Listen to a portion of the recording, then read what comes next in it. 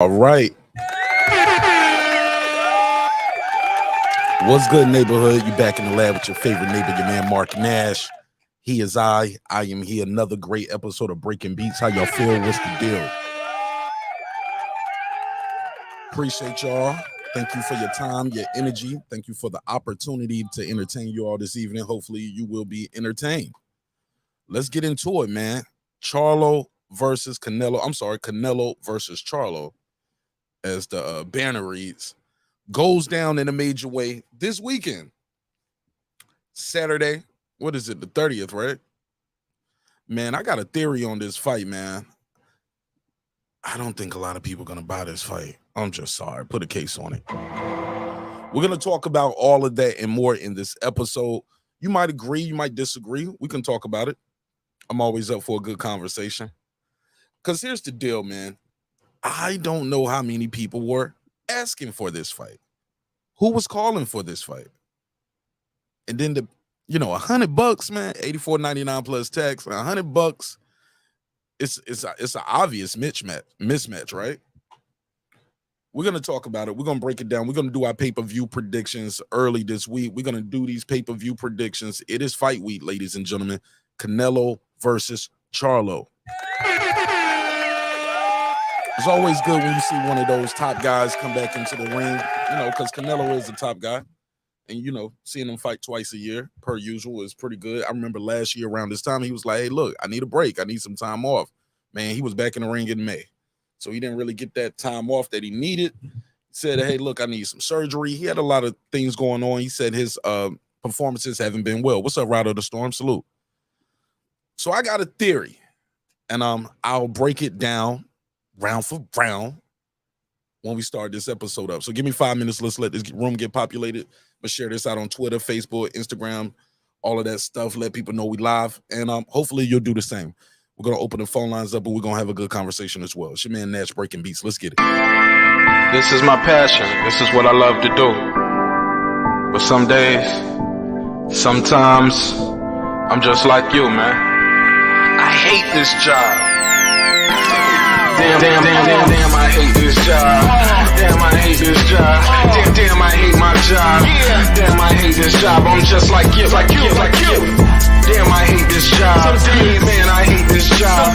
Man, I hate my job. From a good dream I wake, sun rays on my face, planning out my day, hoping this ain't the one that I catch a case. I feel so good, I feel so straight. My manager keep calling me saying, hurry up, you late.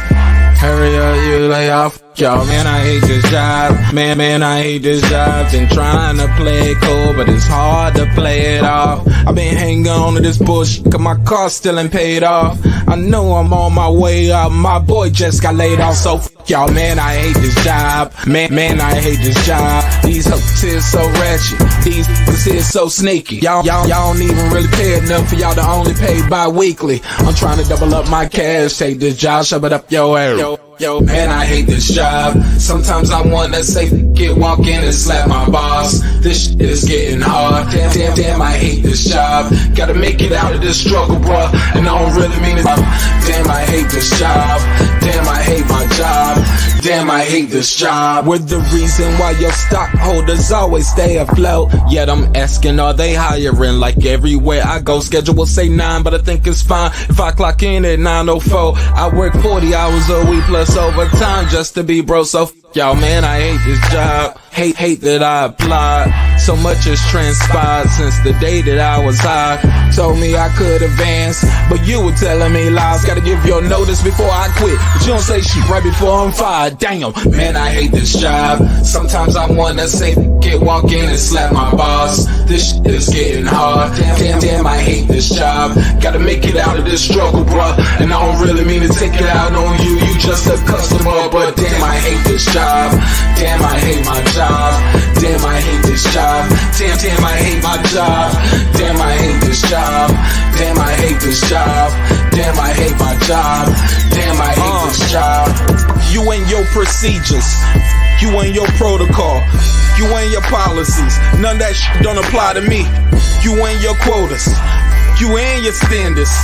You and your 2 sick days a year. Y'all niggas bananas. Wonder why the postman's posted with hammers. Going postal with Popo on camera. His wage got him enraged. Stressed out, it's hard to maintain. He flips the middle, grabs his. He said, if you don't get the picture, I quit. You ain't shit, mother. Man, I hate this job. Sometimes I wanna say, walk in and slap my boss. This shit is getting hard. Damn, I hate this job. Gotta make it out of this struggle, bro. And I don't really mean to take it out on you. You just a customer, but damn, I hate this job. Damn, I hate my job. Damn, I hate this job. Damn, I hate my job. Damn, I hate this job. Damn, I hate this job. Damn, I hate my job. Damn, I hate this job. Look, man, I hate this job. I put my pants on one leg at a time, just like you. I'm out here trying to take care of my family. Damn, I hate this job. It's not always glamorous, for real. But I do what I gotta do for me and mine, you know? Damn, I hate this job. Damn, I hate my job. Damn, I hate this job. Damn, I hate my job. Damn, I hate this job. Damn, I hate this job. Damn, I hate my job. Damn, I hate this job. Damn, I hate this job. Damn, I hate this job. Damn, I hate my job. Damn, I hate this job. I'm just like you, nigga. Damn, I hate this job. Man, I hate this job. Man, I hate my job.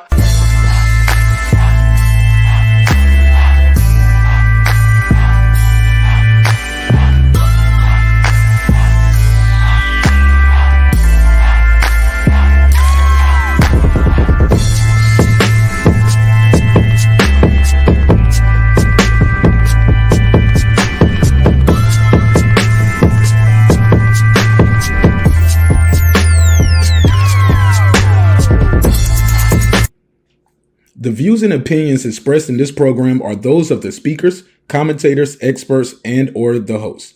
They do not explicitly nor necessarily reflect nor represent the channel's policy or the views held by the channel or broadcaster. The broadcaster or its channel cannot be held accountable for all or any views expressed during the program. Basically, if I didn't say it, don't come for me. You come for the person who said it. And please don't sue me for somebody else's words. With that said, let's start the show, motherfucker.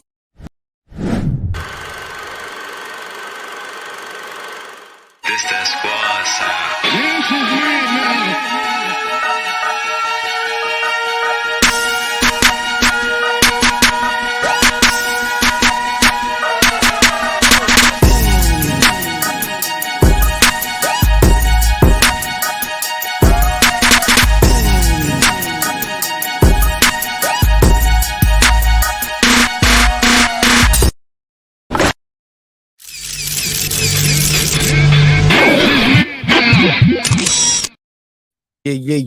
Yeah. What's good, neighborhood? What's popping? What's happening? What's going on? You back in the lab with your favorite neighbor, your man Mark Nash. He is I am he. Another great episode of Breaking Beats. How y'all feel? What's the deal? What up, though? What do you mean by that? How y'all feel, man? What up, gangsta? Hope this episode finds you guys in good spirits, good health, good prosperity. God knows we need it. All right.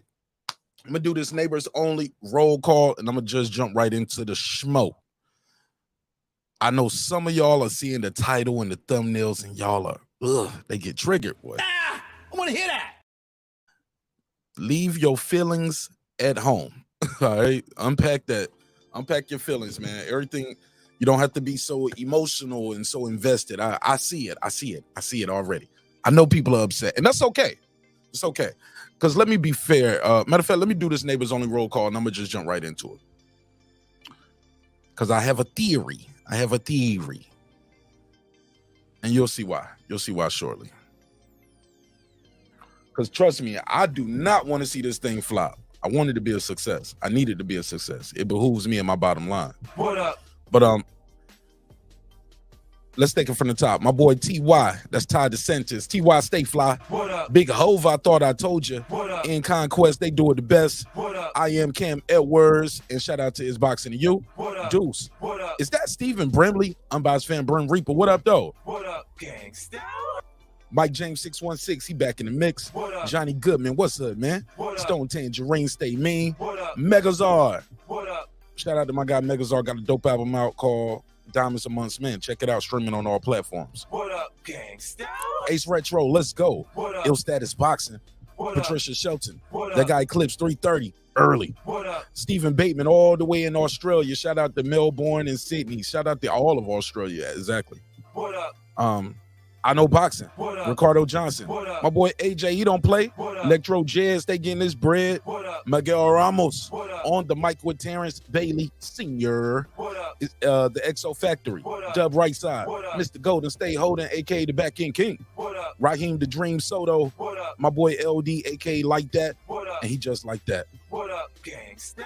Shout out to my sister Memory, aka Girl Behind the Mic. What up? Man, y'all killed it last night, man. I was listening to that playback today, man. Y'all killed that shit, man. Good job. What up, gangsta? John Nori came to tell his story. What up? Major Key Boxing, what's poppin'? What up? Cooking with the champ, aka Champion Heart. What up? On the floor with Shelton Moore, What up? SLG, What up? Sam F, What up? Kendall, What up? D-Lo 404 Boxing, What up? Karma Serene with the Serene Saturdays. What up, gangsta? Shout out to my sister Nikki in Central Florida, aka Nick Rich in this bitch. What up? What up, gangsta? Aaron Parker, the Big Talker. What up? Taylor Bill with TabTech, unlocksim.com. Unlock your next device today. What up? Transcendent Sports Channel, my Filipino brother from another all the way in Canada. What up? Shout out to Canada. What up? Fistiana Fights. What up? She just might. What up? Jacob Sims. What up? That's him. What up? Haplo, let's go. What up? DJ MFB, that's my boy Mike from Boston. What up? Shout out to Miss Queen Sun Kissed, and yes, she was kissed by the sun. What up? Beyond the Ring with Nonito and Rachel Donaire, that's 9-time champion Nonito, on his way to the Hall of Fame, and we're gonna walk with him and Rachel every step of the way. What up, gangsta? True Media Today, USA Boxing. This is my guy, Coach Malachi Williams. What up, Coach? What up? Puro. What up? Food Revolution, aka Foodie with the Beauty. What up? Badass Blonde. Let's get it. What up? KP from KC5. What up? My boy Matt Wade. Matt Wade got a dope single out right now called Papa Daddy, streaming on all platforms. Y'all check him out. What up, gangsta? Beyond Above Media. What up? Pittsburgh T. What up? SF City Slicker. What up? Rider of the Storm. What up? Here to There. What up? Maddie Yoel. What up? Cliff Bailey. What up? Con Shawndery. What up? Lisa Bell. She Never Fails. What up, gangsta? HLDZ. What up? Cooking with Sir Senior. What up? D Bevel the Champ. What And of up? course, the big fish himself, my good brother, Derek Lincoln. What up, gangsta? All right. What's poppin', man? What's poppin'? What's poppin', man? How y'all feel? What's the deal? I got an interview too. I need to do a reaction to. Leonard Ellerbe is talking about this fight, this match between Canelo and Charlo. Now I got a theory, man, on this fight. I'm of the belief, and I could be wrong. I actually hope I'm wrong. I'm begging to be wrong on this.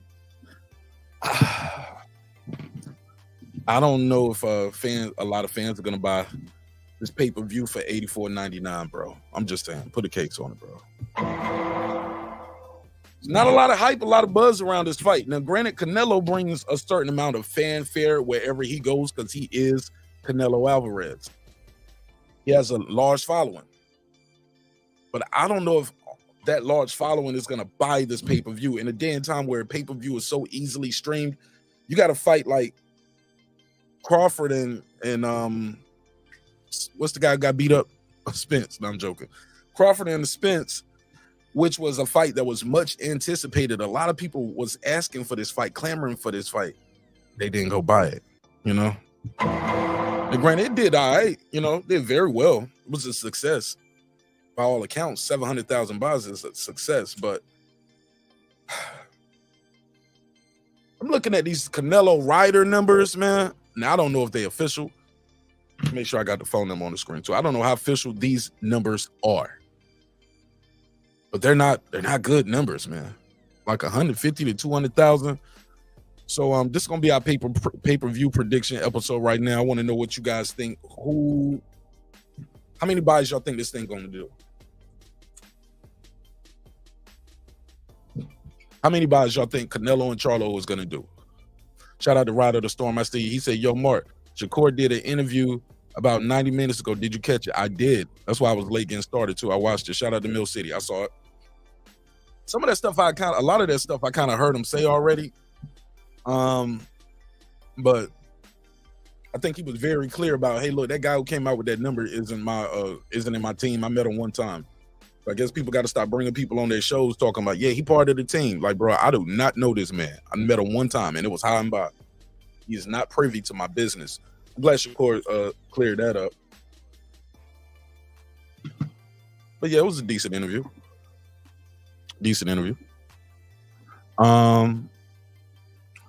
Shout out to Lisa Bells. Super Funk Master G said, I mean, fans bought Tank versus Rolly, laughing my ass off. Hey, look, they did, but a couple things with that. Rolly was talking trash. It was some hype going in that. People were talking. Shoot, Tank pushed him off the stage at the weigh-in. In fact, that fight was booked twice. People went and bought it the second time. And let's keep it a buck, too. That first fight, I think Rolly was the #1 contender. They was in the same weight class. Rolly was talking some trash. What else? There's a lot of different things to go into that super Funk Master G. Another thing, here's the biggest thing. Tank Davis is a knockout artist. How many fights Tank had to go to the distance? 2, right?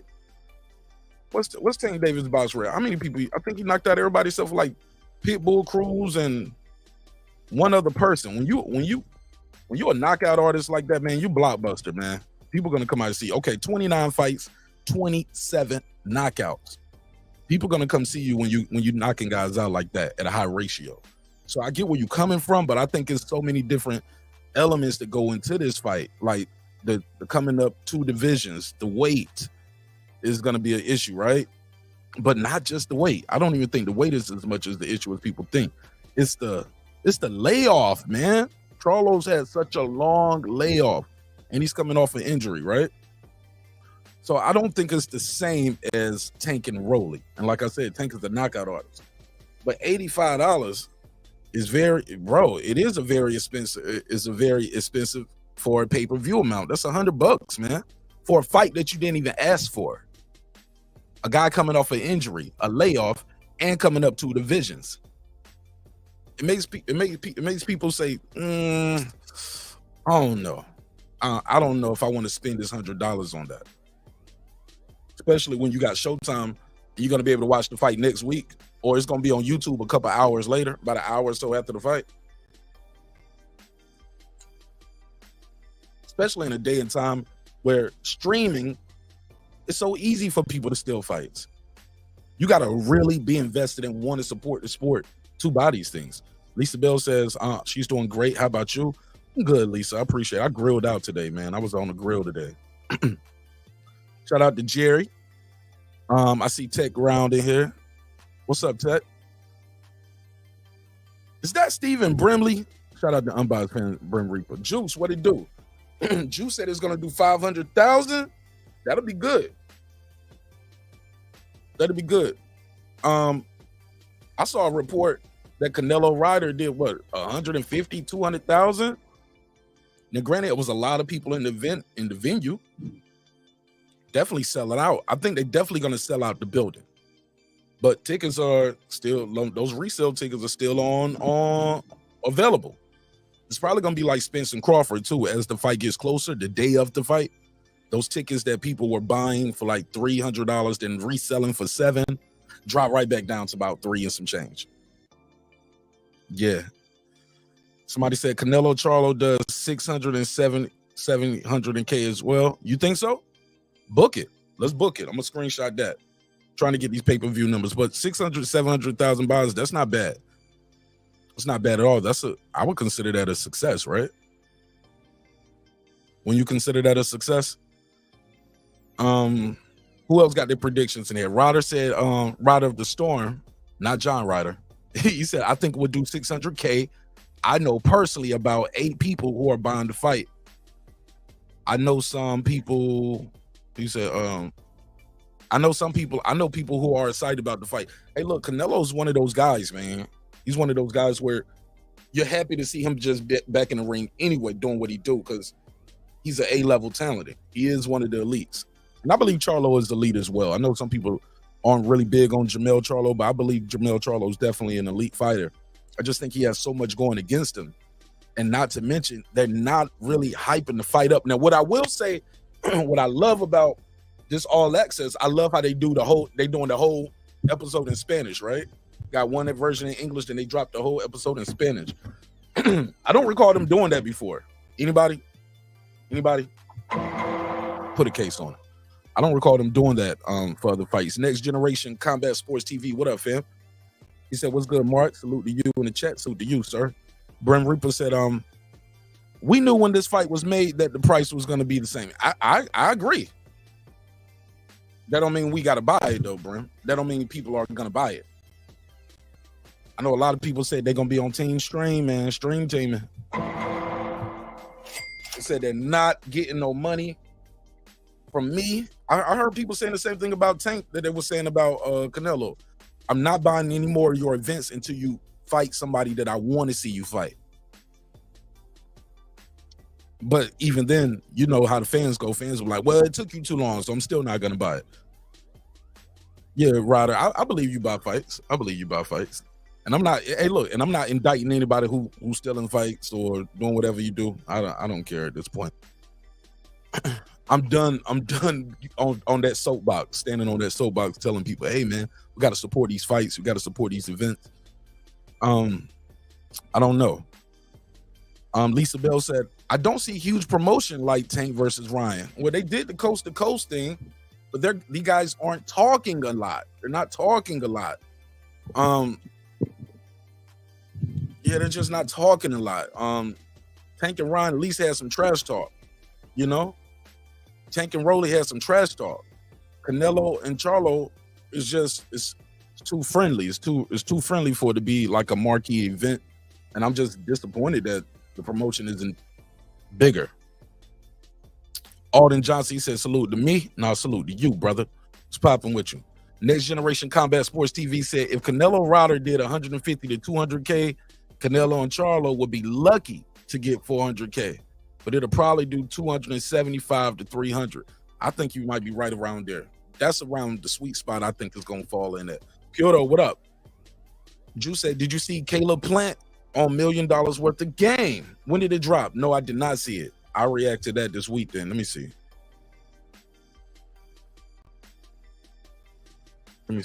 Caleb Plant. Okay, it was yesterday. Okay, so it's about an hour, so I'm gonna watch that tomorrow. I'll watch that tomorrow, and I'll make some notes on it if it's anything. Is it newsworthy? Any good shit in there? Any good things in there? I know he's gonna talk about the slap heard around the world. I know he got to talk about that. Let me see. Kyoto, what up? But yeah, like I said, I am hoping that it does very well. But I don't think this shit is gonna do 500,000. I'll be shocked. I damn sure don't think it's gonna do 1 million buys. I don't think it's gonna do 700,000, bro. I don't think it's gonna do Crawford. I don't think it's gonna do Spence and Crawford numbers. That's me. And this ain't hating. Like I said, I want it to be successful. It's in my best interest if boxing is successful, right? We talk a lot of boxing on this channel. But I don't see the promotion. I don't see the hype. I don't see a lot of fans excited about it. I don't know too many people who giving Charlo a shot. It's more like, and it's almost like people don't want to say it because they don't want to be wrong. I hear a lot of things. Well, Charlo. Don't sleep on Charlo. People like, don't sleep on Charlo, man. He could upset him. He got the tools. He got the skills. We'll talk about it. Let me take this first line. 1 second. Let me plug you in. 203, you're on the MIC. Tell them your name, where you from, family. Man, Brim Reaper had to call New Haven, Connecticut. What's up, Mark? Holla at me. What's poppin'? Talk to me, man. All right. So this is a great topic of conversation, first and foremost. So I want to give you credit for you bringing this up. Now, few things. In regards to the Canelo Ryder, there was a report that it did between 175 and 200K. Now, Eddie Hearn did come out and combat that. He said it did pretty much double that. So there was another one that came out that did. So instead of 150, it did 300. It did between three. They said that another report said it did between 350 and 4. Okay. I think Canelo's natural drawing power. See, the thing is, that fight was in Mexico versus Ryder, right? Correct. This is going to be against Charlo, right? So, yes, granted, there's a reason why the buzz is not the same as Spence and Crawford, obviously. But you will see a shift when that weigh-in happens. You're going to see a shift. You'll see the energy change when they do when the weigh-ins happen. Now, I don't think it'll ever get to the point of the buzz that we would hope it to get to. But I think Canelo in the United States on a Showtime pay-per-view card is guaranteed $500K. Say that again? I think Canelo on a Showtime pay-per-view card is pretty much about a guaranteed $500K. Really? Yeah. Because of his natural core fan base. If John Ryder fought Canelo on Showtime pay-per-view, it would have did $400K. So you think the just network, because of what Canelo? You think the network buy? Like, I'm confused. You think more people buying it because of the network? Well, for the region, the area that we're in, it is playing a role. Like the Canelo fight against Ryder was a one-off. It was different than the other ones. That was in Mexico, so it was a little bit further drawn away from the American fan base. Pay-per-view is pay-per-view, though. This one is going to be right in our face. That is correct. You're right. Where is that? You are correct, but the fighter, I think it's all relative, though. You know, your point is 100% correct, but I think it's relative. I think it plays a role, and I just think this fight naturally on its own to Canelo's core supporters, they're going to come out harder for this one than they came out for Ryder. They're going to come out hard. They're going to show up more for this fight than they showed up for Ryder. The Mexican American fan base is going to show up for Canelo on this fight. Well, they showed up. That alone is going. Now they showed up and showed out last time. The Mexican fan base, they show up for Canelo all the time. It's the extras, though. You know that I think over 14 million people watched that fight in Mexico. Yeah. See, but it was again, free. that was in Mexico. Again, that was in Mexico, so it's different. So if I was going to use a comparison for a Canelo fight, I'm gonna use his PBC fights.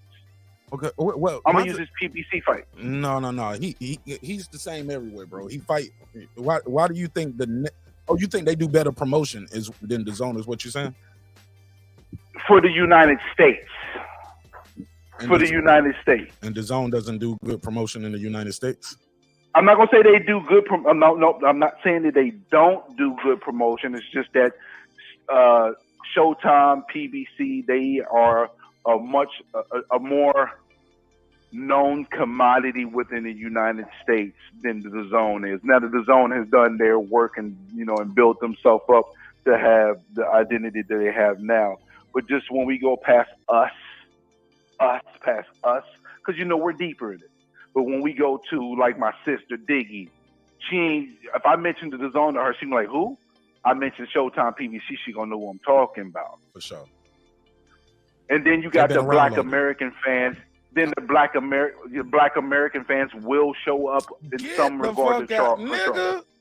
Never. There's people that hate. There's people that hate Canelo, bro. Some of them gonna show up just to see if he can lose. Some of the people that hate Canelo is gonna show up too. I'm not saying this like this gonna do some astronomical numbers, but I think the floor is 400,000, bro. I think that's the floor. People don't buy Charlo anyway, though. You got a guy who couldn't fill up fill up the arena in Carson for undisputed. You're right, but he's fighting Canelo. But he's fighting Canelo. There's going to be people that wouldn't necessarily buy a Canelo fight, that's rock with Charlo, that will pay for this fight just to hope to see Canelo lose. You're going to get Canelo's core base, and you're going to get the haters, the people that hate Canelo. They will show up and buy this fight. They will. They will. Now, it ain't going to be, listen, these numbers are not going to be out of the world. We're not going to be like, oh, shit, he sold 900K. No, they ain't doing all that. But I think 400s to floor, 700s to ceiling. Really? Yep.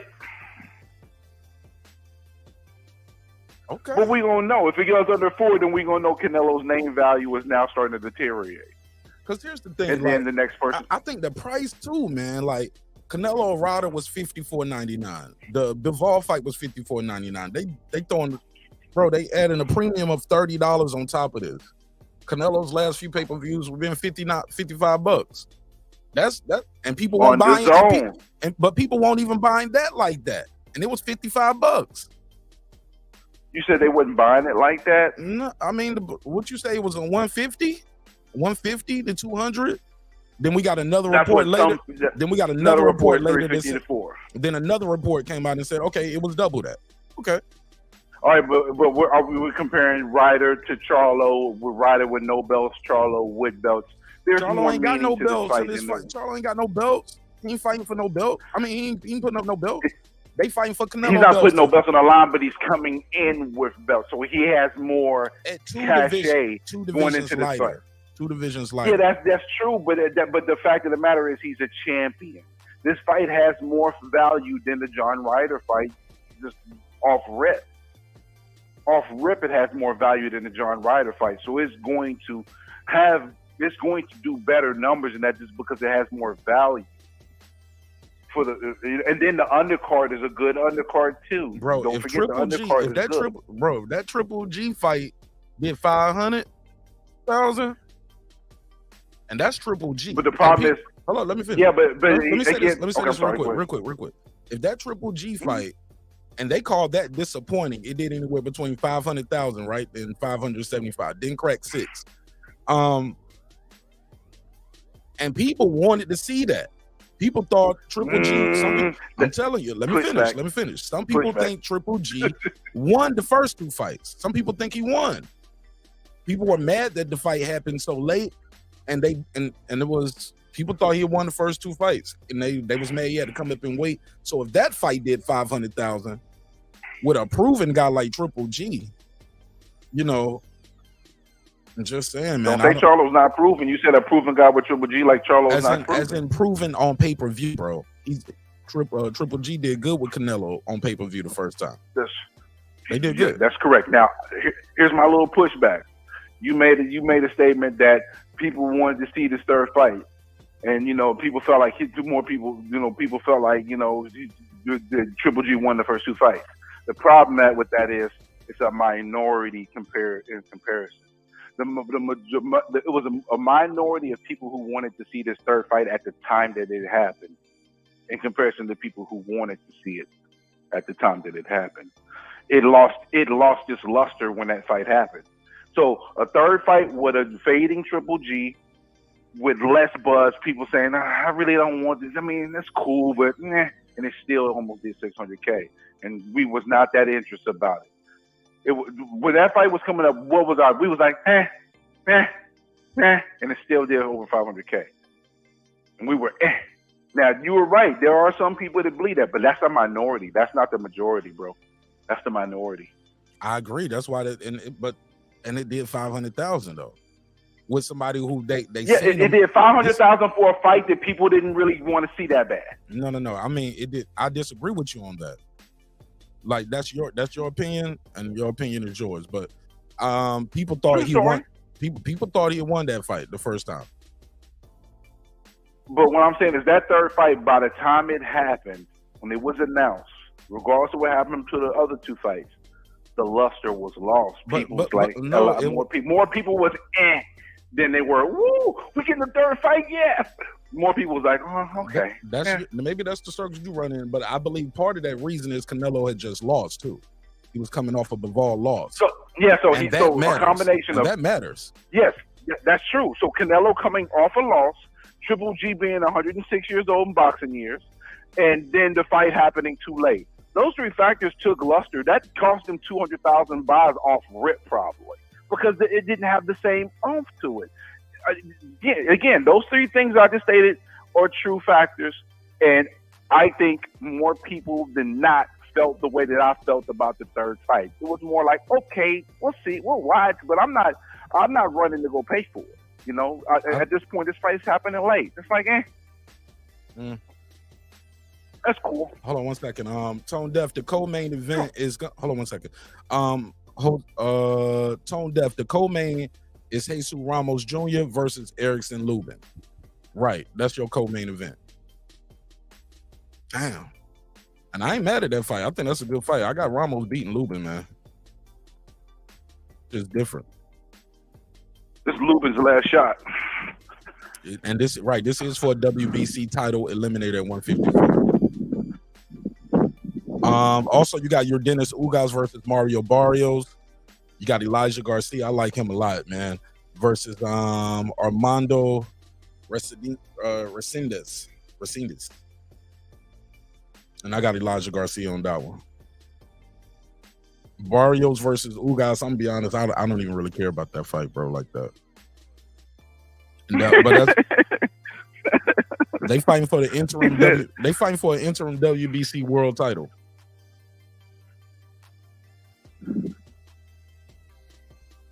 So what? One of them gonna get a chance to get beat up by Boots? Is what they trying to say? With Boots is the IBF, has the IBF interim. They fighting for the WBC interim, so they wouldn't even have to face each other. Really, they're in two different sanctioning bodies. But yeah, okay. Man. So you said you got 400 at the minimum, and you got what you said at the top? 700 at the max. All right. We'll see how good I am. I was a little off on the Spencer Crawford, but it did hit my minimum number, though. That was the number that it hit my minimum. Okay. So we'll see, though, man. But it's a really good question to pose. You know, I'm buying the fight this Saturday because I'm gonna be on vacation. It's a mismatch, $85 fight that you didn't even ask for. That's all I'm saying. Why are we calling it such a mismatch? Why are we calling it a mismatch? Okay, because you got one. Okay, let me explain again. You got one guy who was up 2 divisions. He just fought undisputed champion, and I hate to say it. You know what they say when you fight Canelo, you go in already down 4 rounds. Like as much as Mayweather beat him and dominated him. One of the judges. One judge still had a draw. One judge had a draw, which was ridiculous. It was ridiculous. So you got a guy coming off an injury, a layoff, and he's coming up 2 divisions against a guy who's probably going to be already up 3 rounds as soon as they do the ring walk. That's why I say it's a mismatch, bro. Am I tripping? No, you're not tripping. That's why I'm laughing, because you're not really tripping, bro. I can't say you're tripping. Like I said, this question is a legitimate question to pose. Puro said it's not a mismatch. That's the definition of a mismatch. 2 divisions heavier, an undisputed guy. He just fought in May. This other dude ain't fought in 16 months. And this guy's coming off an injury with his right hand, the power hand. That's the definition of a mismatch. But I'm gonna drop the link in a second. No, but his skill set though is not a mismatch. It just favors Canelo. What you mean the skill set is not a mismatch? Charlo's skill set, if we didn't have those other factors, if we were just going based on his skill set, it's not a mismatch. It's just you favor Canelo, but you wouldn't consider it a mismatch based on his skill set and what he's done in the ring. They ain't different. The skills, I don't know if that skill's gonna translate at 168 though, at 14 pounds heavier. That's a great question. Because I've never, and the reason why, because I've never seen him go up in weight. He's been at the same weight versus a guy like Crawford or a guy like Canelo, where we've seen them go up in weight, seen them go up and down in weight, you know. So I've seen his skills translate at higher weights. I've seen how he moves and how he functions with that weight on him. I've never seen Charlo do that.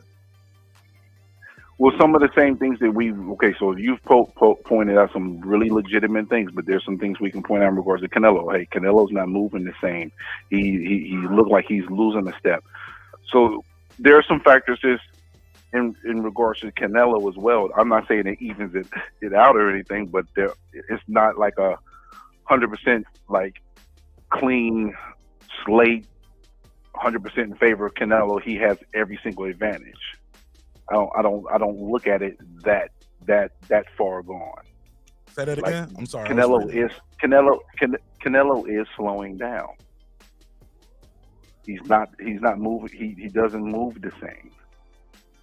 And I would like, even though we don't know 100% in regards to, you know, what Charlo will do at 168, but one thing we do know is that he's never been knocked out. He's a tough fighter. He's good. Who? And Charlo's an excellent fighter. Yes, he has some deficiencies, but he's better than straight, bro. He's better than straight. All right. He's better than all right, man. I seen some struggle in there with Charlo a few times, bro. I mean, but there's going to be struggle with anybody that faces anybody with this world. Against guys of a lower tier than Canelo. Seen him struggle with guys of lower quality opposition. Don't do this Errol Spence Bud Crawford stuff, man. You heard about Gamboa. Don't do that. No. He knocked that man out. He's still undefeated. It ain't Charlo who lost to Tony Harrison. Bro, I remember having this conversation with you about a couple weeks ago, Brim, and you was the one telling me, you was the one who was saying he lost some of his luster. I can't put him up there. I can't put him that high. But that's in regards to putting him on the top of the list of the pound for pound. Right. It's a legitimate. It's a legitimate argument. Yeah, but I said that's a legitimate argument, but I can't automatically put him there. I think if he beats Canelo convincingly, he has an argument for number one. He's definitely no worse than two. I would put him past a new way if he beats Canelo convincingly. Okay. And he has an argument for one. But that's all I can say. It's just an argument. I wouldn't put him past him, but he wouldn't be far behind though, because the type of victory is a bigger victory than any victory than Terence Crawford's had. So I got to take account for that. But at the same token, if I look at their entire body of work, then that's when a couple points come down, and then it's like he's borderline. I think he would be too. If he wins by a split decision or something, then it's an argument for me to him only be 3. But if he wins, he's no worse than 3. That's the worst you can put him. The worst. All right. Well, look, let me do this reaction to this Ellerbe thing, and I'm gonna drop the link out there. If you want to pull up, you're more than welcome to pull up, talk some shit with us. All right. You see me. All Appreciate right. you, bro. My man. All right, let me do this reaction to this Leonard Ellerbe clip, and then we can I can open it up and let everybody else pull up who want to talk some shit. Somebody said Mel has an excellent chin as well. He got a good chin, got a beard. I definitely give him that. I ain't never seen him get hit by somebody like Canelo though, 168-pound dude, and he gets hit a lot. And I've seen Mel knees buckle a couple times. I think Jensen Rosario had caught him with some good shots. He said 85 is not a bad fight with the loaded card. I don't consider Ugas and Mario Barrios being a loaded card. You got Jesus Ramos fighting Ericson Lubin. I'm sorry, bro. I don't consider that a loaded card. That's just me, ill status boxing. That's just me. Appreciate Brent Reaper calling in. Appreciate him calling in. Let me play some of this interview. This is Leonard Ellerbe. I know some of y'all do not like Leonard Ellerbe. And then I'll take some more calls and we'll open it back up to everybody else. Let me get to it. Where we at? All right, up in about 2 weeks. Hello. I was actually talking to a reporter earlier today. Canelo was coming to that fight with a chip on the shoulder. Then he said Canelo's coming to a fight with a chip on his shoulder. I believe that is very true as well. Shout out to Leonard Ellerbe for the interview. He did say he said that, and I've been saying that too, based off what Canelo said out of his own mouth. He was like, yo, him and his brother always disrespecting my skills. I'm gonna show them. They're gonna see it. They're gonna feel it too. You know, he's coming off an injury, and that to me explains why his performances, his last couple performances, hadn't been per se what the public would expect, because the level of opponents that he's faced recently, I mean, let's call it what it is. I mean, you know, they haven't been the elite fighters. It don't feel like a super fight to me neither, Lisa. With the exception of Bivol. You know, he's a solid guy. I mean, with no disrespect, he's not an elite fighter. He's a solid fighter. He's good. And so, you know, I know there has been a lot of talk about. Did he say he's not an elite fighter? What did he say? I mean, with no disrespect, he's not an elite fighter. Yes, I mean, you know, they haven't been the elite fighters, with the exception of Bivol. You know, he's a solid guy. I mean, with no disrespect, he's not an elite fighter. Damn, Ellerbe said Bivol is not elite. Y'all don't think Bivol is an elite fighter? I think he's an elite fighter. Beat everybody, stepped in the ring with him. Dominant fashion, too. He's a solid fighter. He's good. And so, you know, I know there has been a lot of talk about why he hadn't looked the same as in the past. And people were kind of saying that, you know, oh, you know, he's lost a step. I think with this fight right here, I think he's going to lay it on the line. I think, you know, he's coming off of the injury. He say he's 100%. And I think that we're going to see the best version of where he's at right now in him. But he's got a tough task at hand with Mel Charlo. Mel is hungry. You know, there are many people out there who aren't giving him a chance, in which I think that's the dumbest crap ever. I don't know. Because, you know, Mel does a lot of things really well. You know, I mean, anybody with 2 hands, 2 feet get in the ring, they got a chance, right? Crazier things have happened in boxing. But the smart money is on Canelo. Like, why is that so hard for people to believe? All these people saying that, I don't know, man, Canelo, I don't know, he's slowing down, or Charlo might. Ain't none of these people going to the bank and saying, give me the deed to the house, I'm putting it all in cash on Jermell Charlo. Nobody's doing that. Stop it. And one of his best attributes is his confidence. You know, one thing when you talk about Jermell Charlo, he's a winner. You know, that's the first thing you got to say. Ain't no scoring on confidence, bro. My man said his best attribute is his confidence. You can't score confidence on the judge's card, bro. You know, we've seen him, you know, come from behind in fights, and he has with my guy Redman said he has a clutch gene. You know, and in these situations, you expect that he's gonna bring it.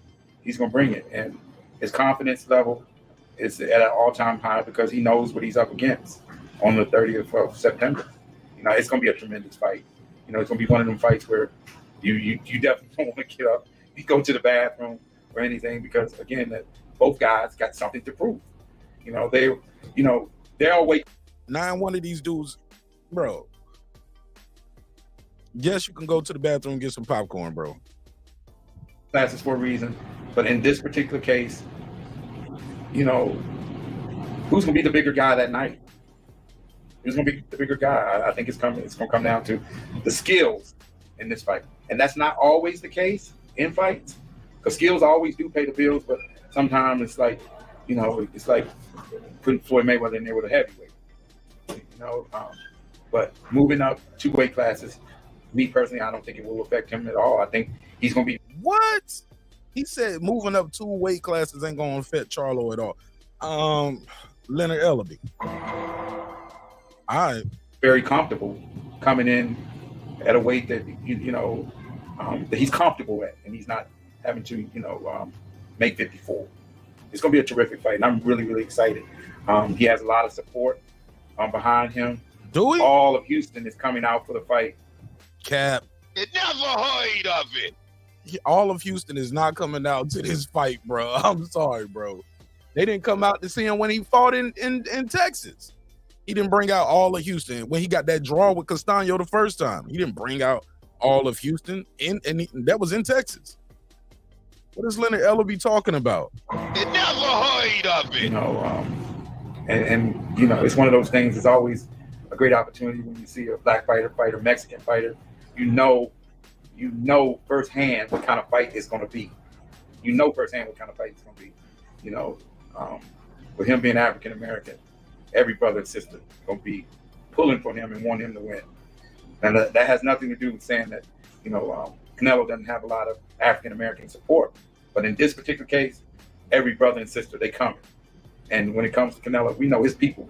They're diehards. They're with him through it all. You know, but with Canelo fighting on the big stage again, and I think that coming back to the PBC, you know, obviously before the Plant fight, but this is the natural platform for him. You know, because he's a big time star and has been for many, many years. He sound like you, and bro. I think that with him, and I don't want to touch too much on this, with him kind of fighting on the platform that he was fighting before, his exposure. That's not true, Alden Johnson. He said you got to KO Charlo to beat him. Shit, Harrison didn't KO him. He beat him. Castaño arguably won that first fight, but he got a draw. Yeah, he got a loss and a draw on his record, and he ain't been knocked out. So that's not true, respectfully. It was diminished, and I think that's fair. Now his bankroll got bigger, and it's always about getting that paper. You know, he made a couple $100 million. You know, shout out to Eddie Renee. I always pronounce his name wrong. That's my guy though. But Eddie has done a phenomenal job with managing his career and extracting as much money, you know, from each and every fight. He's done a phenomenal job. And he don't get a lot of credit that he deserves, and he should be definitely manager of the year. Definitely manager of the year. You know, for the yeoman's job that he's done. You know, with that's a sneak diss. It sound like too. He sound like he's sneak dissing Eddie Reynoso. No, his career. Couple of things I want to touch on with Charlo in regards to him. Here we go. You mentioned you like his confidence, and he's always known for his confidence, but hasn't quite been that same "I'm gonna knock your ass out" Jermell Charlo. How do you read into that? Exactly. Thank you, Sean Z. If this fight don't do well, Charlo got to blame himself, man. Got to blame himself if this fight doesn't do well. I don't hear him talking. And what's he got to do to pull off the upset? What's he got to do to beat this man as the underdog in Canelo? Just be himself. I don't know what he's gonna say, but 9 times out of 10, when somebody say what he's got to do to beat him, just be himself. How you know that's not a ploy? I don't. How do you know that he baiting everybody to you know what I mean, and turn it up when he needs to turn it up? You know, stay tuned for 37. No, you need to turn it up for the promotion of the fight, man. That's when you need to turn it up. September. You're gonna get everything what you expect. You know, it started out one way, and but it's all about how you finish. It's all about how you finish. I don't think in this particular case, it's like Canelo's not gonna get rattled with anything that you say because he can fight his ass off. Yeah, he's not gonna get rattled, but Canelo can definitely fight his ass off. I don't know what people be watching when they be like hating on Canelo, bro. That boy can fight. That man can fight, man. Alden Johnson, so what you saying is we shouldn't support Spence versus Crawford too, because we already know the outcome? I didn't say you shouldn't support this or that, or what you should and shouldn't support. I'm asking a question. Will fans support a fight, a mismatch that they didn't ask for? Spence and Crawford, people asked for that. Some people are actually asking for the rematch because some people think the weight was the problem, or they had all these excuses for Errol Spence, but to each his own. Yeah, but I don't know. I think you should support what you want to support, if you ask me. There are certain situations where you got to do what you got to do. Sometime in build-ups, you got to talk that talk. But wait for 30 September. We're gonna see if who's gonna come out on top. We're gonna see who's gonna come out on top. What do you feel like are some of the things Charlo has to do to come out on top? I think that he has to establish the respect early. I think he has to establish that coming out early that he's the boss. You know, Canelo, he's a resilient fighter, excellent defensive fighter. You know, and one of the things that I've been really impressed with, and I haven't had just the opportunity to say that, Canelo has a lot of tricks in his bag. He has a lot of tricks in his bag. And, tricks for black fighters. Watch this. You know, he reminds me of don't take this the wrong way. He reminds me of a black fighter. I mean, with his slickness. He said Canelo reminds him of a black fighter. Oh, some people ain't gonna like that. He doesn't have the typical Mexican style that you see most, Mexican fighters fight. Salvador Sanchez was like that. Right. He can do it all. He can do it all.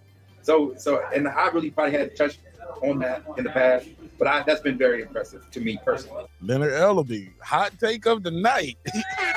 Canelo, he said, I know some people gonna take this the wrong way, but he reminds me of a black fighter. Is he the best defensive fighter in boxing right now? He's definitely one of them. He's definitely in the top 2 or 3. Top 2 or 3. Yeah, top 2 or 3. Well, I know people label some people as the best, but it's like you got to get in there with the top fighters to see, where you at. Canelo's definitely up there, but he's definitely a slick fighter. But also, Charlo has that clutch game that Fred talks about. That he knows he steps it up when he has to step up. Rise to the occasion. He rises to the occasion. And in this particular case, he's got to come out. Can't wait. He's got to come out and establish the respect early. Canelo brings a lot of experience. Did you see his workout today? Yep.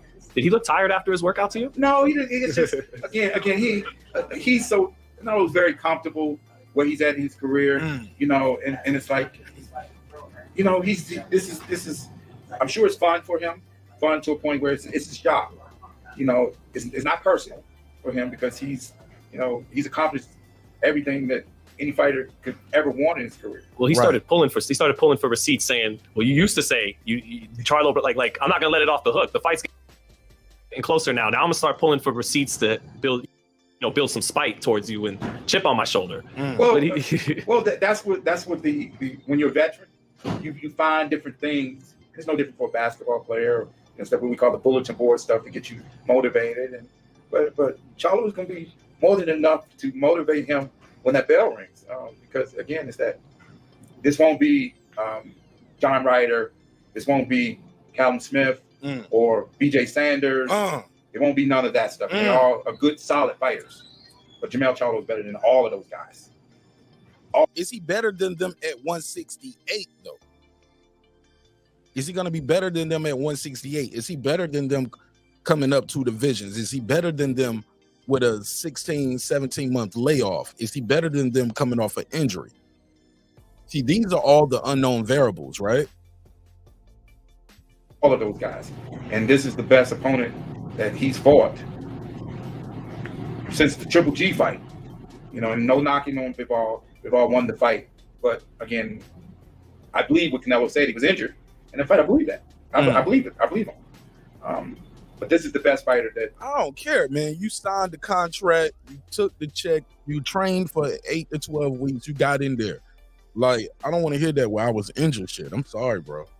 He would have, he's faced since Triple G won. Speaking of, what's your top 5 Mexican fighters ever? You got a top 5 or is that doing too much? He's number 1. Not just because you promote him. No, I'm not promoting. Yeah, you're right. You're not right. This promotion is Canelo Promotions, right? And Canelo Promotions and TGB and PBC. Ahead of my guy Salvador Sanchez. Yeah, no. And I'm not just saying it's like I've been watching a lot of stuff on him, man. It's like he's a good fighter, and he's watched a lot of. You can tell he's watched a lot of Floyd. Yeah. But what a lot of people don't know is that man spars a lot of black fighters too. Always has. Yeah, you know what I mean. And he's gotten better. He's gotten better by doing that. Mm-hmm. He ain't just worked with one particular race. Rashidi Ellis, Dennis Douglas, on and on, like a lot. He's worked with a number of African American fighters who are athletic, and he learned that slick stuff from the guys that he's worked with.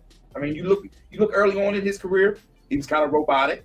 Mm-hmm. He didn't have a lot of upper body movement, but he's gotten better and better and better over the years.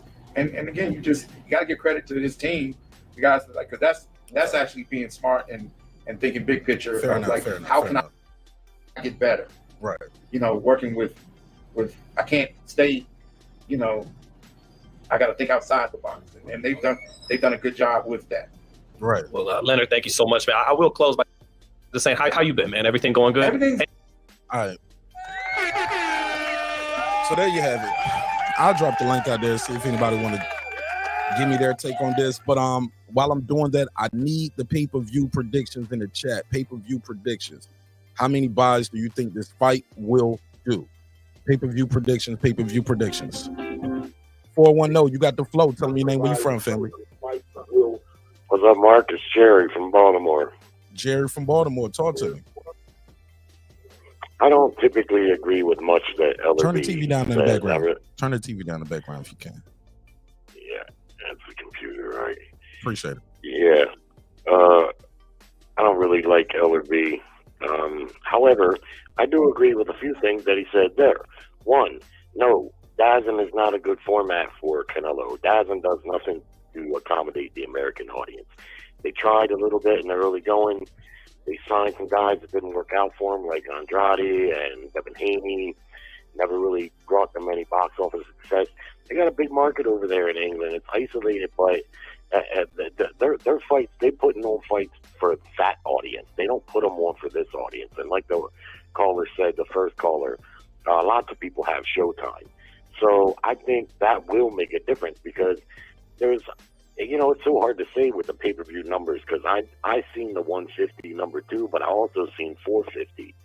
I've seen everything in between on the Ryder fight.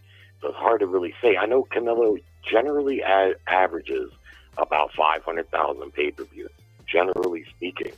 Now, he's done over 1 million. Him and Mayweather, a couple times, like the Golovkin fight. I think it was the second one, sold a whole lot.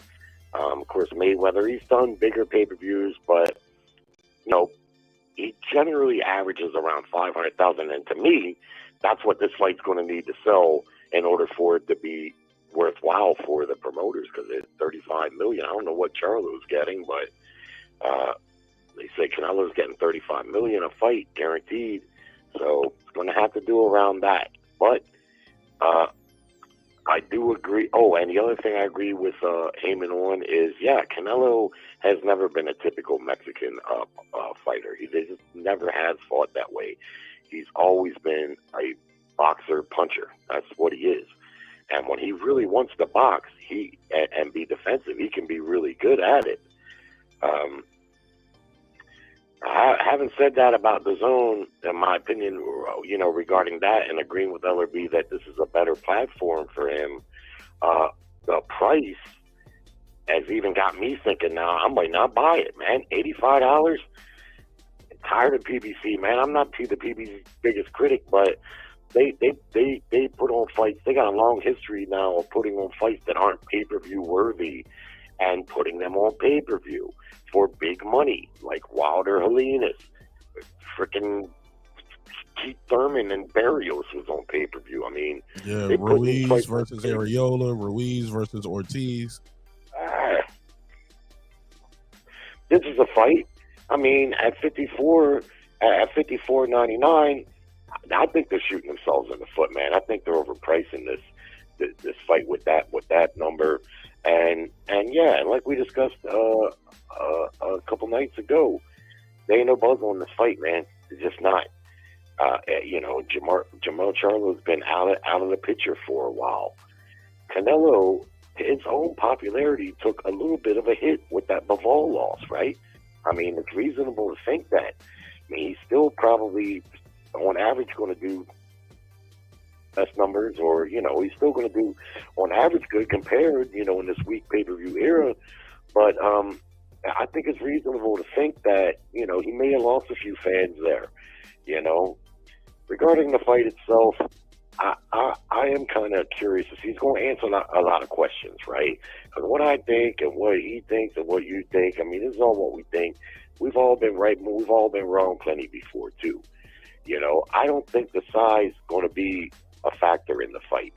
Canelo's a puncher at any weight he fights at, so you gotta deal with him the way you deal with a puncher. Because even if they fought him at 54, he's still a puncher there, and he was when he was at 54. But Charlo has shown a good chin. Now, you make a valid point. He hasn't been getting hit by a guy that fights at super middleweight.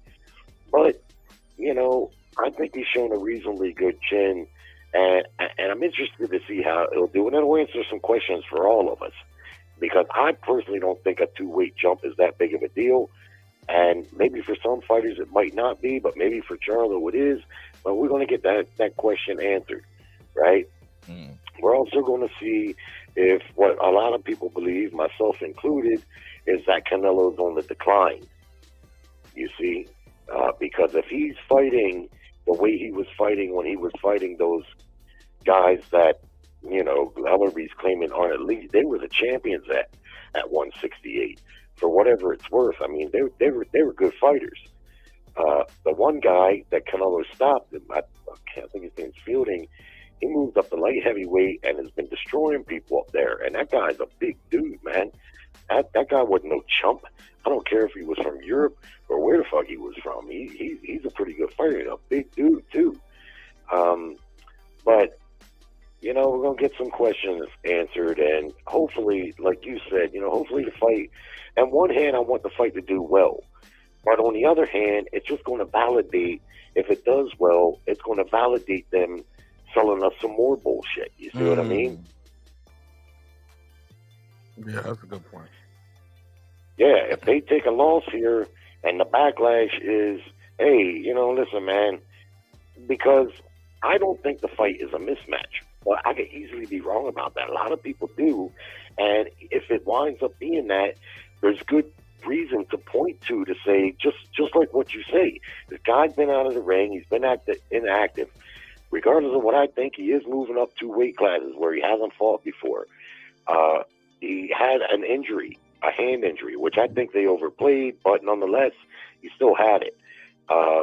You know, when you put all those things together, you can easily see why people, maybe yourself included, might think, yeah, this is a mismatch. Yeah, I mean, by its very definition, it's a mismatch. You got a guy who fights at 68 fighting a guy who fights 2 weight classes under him. On paper, that's a mismatch. Then the other guy is active. He just fought in May. The other guy's coming off a layoff of 504 days. That's 16 months, 16 days. So almost 17-month layoff. Then you have a hand injury. Like, yeah, and look, and then Canelo's one of those guys that even if you're beating him, they're going to be giving him rounds. He got a draw on one of the judges' cards versus Mayweather that night.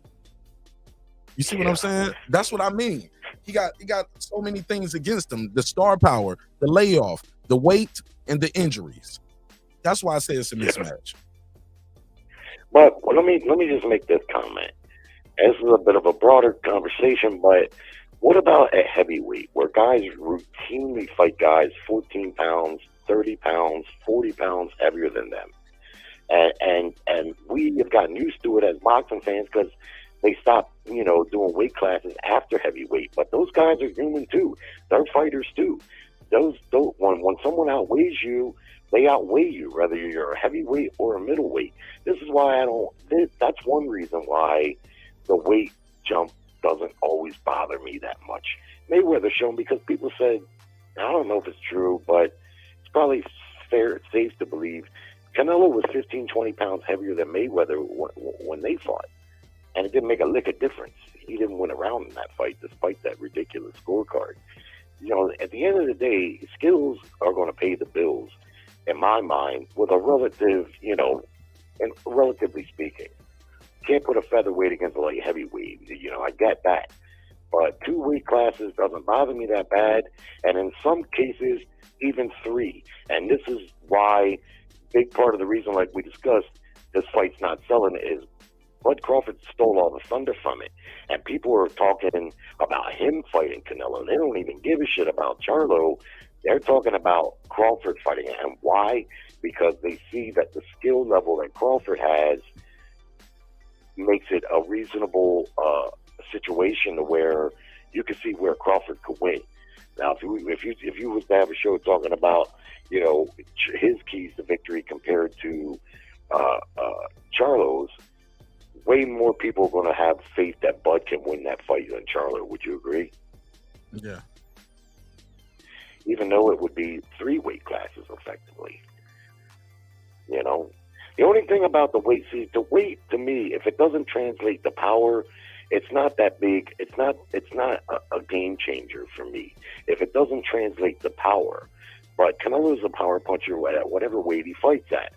So the height and the reach, I think, are more important, relatively speaking. But the caveat is this: you don't know if Charlo, how the weight, putting on the extra weight, will affect him endurance-wise. You know what I mean? That's the one thing that you don't really know. If he can keep his athleticism and his stamina, then I don't think the weight is going to be an issue at all. But that's what you don't know, right? Right. You don't know because he hasn't been there, you know. And also, like I said before, Charlo would be wise not to come in too much more than 160, if you ask me. He's not gonna match weight with Canelo. He's not gonna go in there and think he's gonna bulk up and get strong and beat Canelo up. I don't see that as a good strategy. That strategy for him is to put on some weight so he's reasonably fitted to get in the ring there with him, and then use his athleticism. Because I don't see him knocking him out, but I could see a scenario where he could outbox him. But, and lastly, I'll say this: you make a good point, myself included. Nobody's taking Charlo. All what I just said, I think Canelo wins. I think he wins a decision, 8-4. All right, hold on for a second, Jerry. Go ahead, Piero. Silent. Hold on, Jerry. Stay with me. I think somebody wanted. Yeah. Mic check. What up? Go for it, Mark. Oh, okay. Hey, how you doing, Mark? Jerry made some great points. You know, some a lot I agreed with. Some I didn't. I definitely don't think the fight's a mismatch. I think the perception that of the people that do have of this fight being a mismatch is from the points that you made, Mark, about him moving up a couple weight classes. You know, fighting a fighter the caliber of Canelo. You know, at the end of the day, I mean, Canelo has done what Jermell is attempting to do, but you know, that, in my humble opinion, is just Canelo's always been that special fighter that, you know, like, although like you know, it was a tough task for Canelo just because he was moving up in 2 weights. You know, he was able to pull it off. Where in this case, Jermell, I wouldn't say he's a special fighter, but he's definitely elite, and it's just he has a lot of things going against him. But if he fights the right game plan, I mean, like, nothing's impossible. I mean, like, it's been done in the past, you know. But if he comes in with the right game plan, you know, he might be able to pull it off. But that to me would have to be that he has to like break Canelo in a sense. Like he has to beat the fight out of him, you know, because Canelo, I believe is the better technical boxer in this fight. I think Canelo's going to win. I'm kind of on the fence by knockout or decision because you know, the hand injury does it could be a factor. Also the weight jump, and then just because Canelo is that dude, you know, he's a very good fighter and he's proven it throughout his career. So I'm gonna say right now, I'm gonna say unanimous decision by Canelo, but it could be a knockout depending on the type of fight that Charlo fights. Yeah, I got to disagree with you before I pass to Rachel because she said Yes, she sir. asked the question. I disagree with you. This hasn't been done before. Yes, it has. No. We ain't talking. No. Not the weight. I'm talking about somebody coming up 2 weights, fighting he's not a top 10 pound for pound guy himself, fighting a pound for pound future Hall of Famer. You coming off an injury. You're coming off 504 days. That's 16 months, 16 days. No, this ain't never been done before. You coming up 2 weight classes, injured, layoff, and then a star future Hall of Famer who wins rounds without throwing punches sometimes. I'm just saying, like, this ain't been done before. Guys came up in 2 weights before, but they weren't fighting a guy who was active and they getting off the couch, injured, one hand. Bro, not this ain't been done before, not successfully. I mean, hold on 1 second, Jerry. I just wanted to give you that one rebuttal, Puro. Go ahead, Rachel. I think she got a question for you, Jerry. No, for sure. Go ahead. And I got you, Puro. All right. I just think it, like, I mean, like, the question is, if we're doing like weight jumps and all these other things, like, I mean, even if we talk about Crawford jumping up to Canelo, what would be the point? Like, and I want us to be honest with ourselves, right? Like, when we're talking about, oh, well, it's, you know, he's jumping 3 weight classes to, he's pound for pound number 1. You're going to fight pound for pound number 6. And if we're talking that weight classes don't really mean much, then wouldn't you fight number 2? Number 2 is Inoue. He can jump up to 147. Now, before anyone causes a hoopla and says, wait, that's too much. He's trying to it's too many. Undisputed. That's why he said he was trying to fight that guy for 3 times undisputed.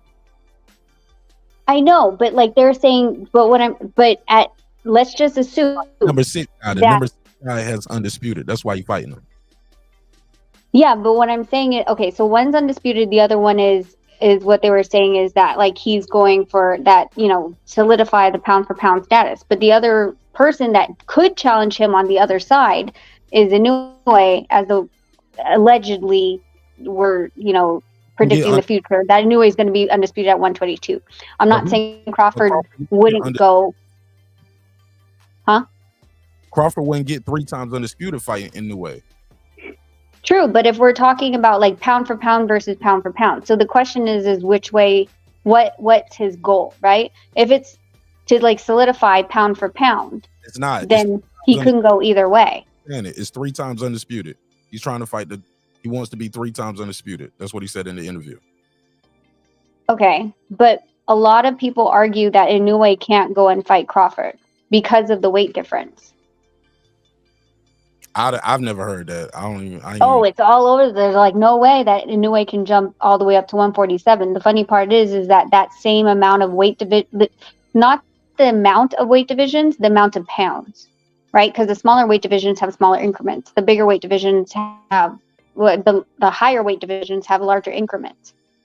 It's almost the exact same. It's about 20 to 25 pounds between both. The difference between Inoue versus Crawford and Crawford versus Canelo. So what was your question for Jerry? Now I forgot my question because you talked to Poro first. Poro's more important than me. It's okay. Oh, he was here first. Already talking. Well, Mark, I don't think it should be ruled out either that Crawford wants to fight Canelo for that 3 times undisputed, but equally as much, he probably wants to fight him for the money. I mean, let's be honest. He's at the end of his career, and that's the biggest payday near him. And if he can land that fight, that'd be a win-win situation for him. Because if he loses, he's going to get praised just for trying, and he's still going to get the bag. So, you know, with Inoue, that wouldn't be the case. The money's not going to be the same there. Plus, that's effectively 4 weight divisions. But I hear what Rachel's saying, that it's the same amount of weight.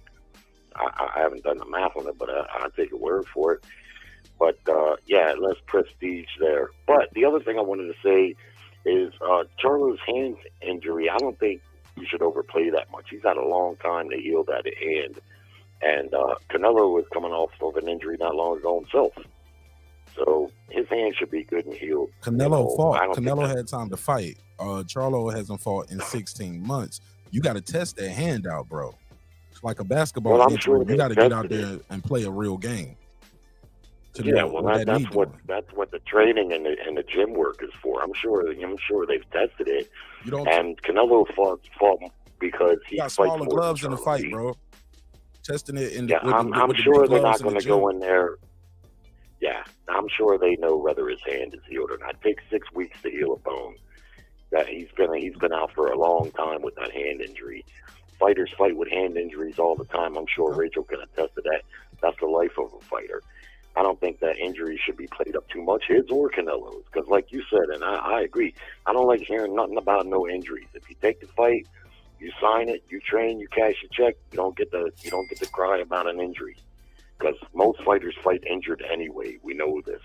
Yeah, there's no fighter that ever goes in there like, I mean, you literally go at the least you're sparring twice a week. At the most, you have fighters sparring 4 to 5 times a week, which I don't agree with. But I mean, you're banging it out over at the gym. There's no way that you don't come out with an injury, whether it's cramps in your legs, whether it's you got hit blocking a shot and your elbow hurts now, or your knuckles, of course, because I mean that's literally what you're hitting with, right? So I've never, and boxers will never admit going into a fight that they're injured.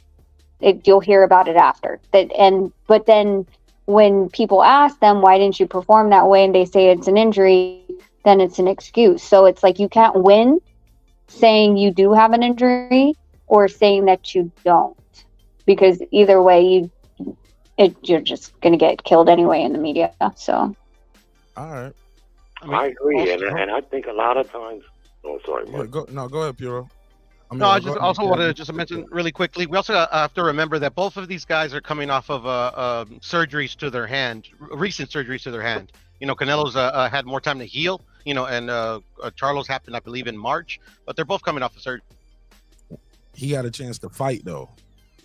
No, that is a good point. And at the end of the day, that is like if I was I am a Jermell fan, but I mean if I was like in their camp, I mean that would be worrying me more than anything else. All right, go ahead, Bram. Then we can pass it around to everybody else. Oh, go ahead and pass the peas. I'm here. Oh, I know what I was gonna say. Nonito just reminded me. He said it was about the weights. When you're talking about heavyweights, the thing with heavyweights is they don't need to make weight, right? They're used to moving and performing in the weight that they're walking around in. So they don't have to worry about the cut weight part. So if people are saying that, okay, well, Crawford walks at 180, yes, but he doesn't fight at 180, he fights at 147. That's a different weight distribution. The what is it called? The way that your muscles react to the loss of weight, and your ligaments, your bones, all these factors. I know for myself, when I gain 6 to 8 pounds, I cannot, just the simplest thing, running.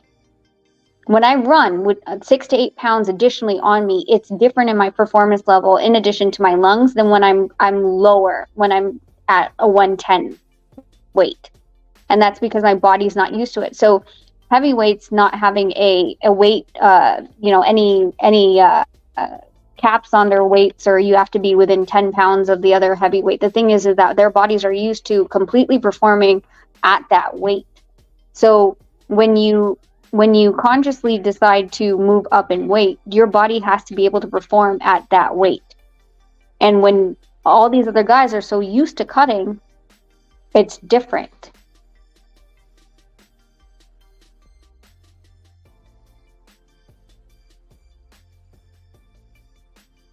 So I'm sorry, what was the question? I thought you said you had a question. No, I'm just making statements because Nonito reminded me that's what I was talking about. And I don't remember what my question is. I guess my question was like, I mean, if anyone has, lost 20 pounds and the difference in their physicality, in, the performance in their, exercise routines and how they felt from 20 pounds to plus 20 pounds. Like, what is the difference, especially if you're trying to do it in 2 months, which is not healthy.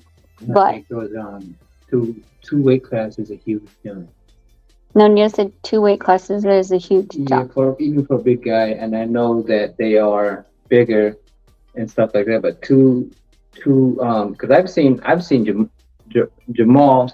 He's a big dude. He's a big dude. Jermell is a different. He's a smaller guy, but I believe with these two, knowing Canelo is a shorter guy and he, has some muscle and all of that stuff. I think that Jermall coming up in weight and not really testing it could be a question, is all I'm saying, is because it is a big difference fighting in like Rachel was saying. Even the 10 pounds or even, let's just say 20 pounds that he gained he could have more power, but his speed might be the key to this fight. And if he loses that speed, might be a detriment to him gaining the weight. I agree with you, champ. So who you got, champ?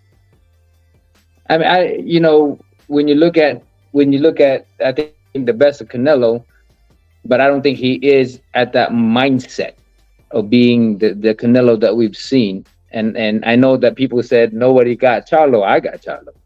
You know, it's because Hey, what? Stick it with it. I think you told me that like a couple weeks ago. You was like, well, you was talking about the betting odds, but you actually gonna ride with him. I do. I mean, I think that if he can use the range, the jab, you know, and I know that Canelo gets underneath and you know and does that. But even the guy that he was it what's his name? Castaño. Uh-huh. You know, I think Castaño is a tough guy because he is very on your face. You know, he is volume. But Canelo, I think he has good, you know, he's always going to have that power. You know, he's always going to have that counter and stuff like that. But when you understand his counter and his movement, you can predict where he's going. And that's why they just say Triple G, you know, even though he's right in front of him, he kind of knows what Canelo is going to bring and what kind of counter he will come up with. You know, the overhand, the counter straight, the counter to the body, you know, the feint to the right and then left to the body. I mean, it's a textbook. You know, when you look at all his fight, all these counters are pretty much the same. You know, and then I think that when you do study him, you'll know ahead of time what he will do when you set him up with the jab. He's going to counter with the overhand, or he's going to slip it and throw that straight. There's two things that he does. And if he goes to the left, he's going to go to the body, or he's going to go to the throw that hook. I mean, there's so many things that he can do, but he has a favorite thing that he loves doing. You know, the counters that he loves doing, you know, all that stuff. You can read what he does. And I think that's why Bivol just kind of kept his hands up and knew exactly what he was going to do and pressed on him when he got comfortable. But with Jermell, I think the jab is really going to be a big factor in this fight. Him stepping back, moving around, stepping up, you know, grabbing on. I mean, he's a taller guy, you know, when it comes down to it, but it doesn't really matter with Canelo. But I think the jab is going to be a big factor for him, you know, and not get countered with it. If he keeps his distance and like almost like a Haney distance, you know, see how Haney, whenever he throws a jab, he and someone tries to come in, he creates that space again. He doesn't allow himself to get crowded. So as long as Charlo is able to move around the ring and keep that jab and not let Canelo make the ring small and corner him against the ropes, because that's not where you want to be, then he has a better chance. And I think one big factor and one main weapon that Charlo is really gonna utilize or will be a big key to winning is that feint. If he throws that jab really fast, like he always does, and effective, but using the feint behind it, he gets him in. He'll be in control. It's a simple fight. He's just gotta fight simple. Feint, throw the jab. If he comes in, feint, he'll pause right there to throw a counter, throw that straight or that uppercut or that hook that he does, you know, and he got power. So all he has to do is just play the distance game. Is that power going to translate up to divisions against a guy with a granite chin, man? Well, it's something that Canelo, any power can penetrate if you don't see the punches. I don't care how tough you are. But you know, if you don't have to load up. You don't have to load up. You know, like when I don't know who, I think, who did he knock out with that uppercut? Like, he didn't see it, you know, and just knocked him out. You know, yeah. I mean, yeah. I mean, there's so many things that you don't see, especially with Canelo leaning forward. That uppercut is really is going to be very surprising, but he can't show it because Canelo's going to expect that. All I know is he has power. And I know that there is no human being that can take punishments over and over and over. And of course, he has to build that up, of course, you know. But a lot of surprising and fights that are punches that are not seen is going to be the most devastating, you know. And again, that's why playing with the feint is such a crucial key to landing those punches that you don't see.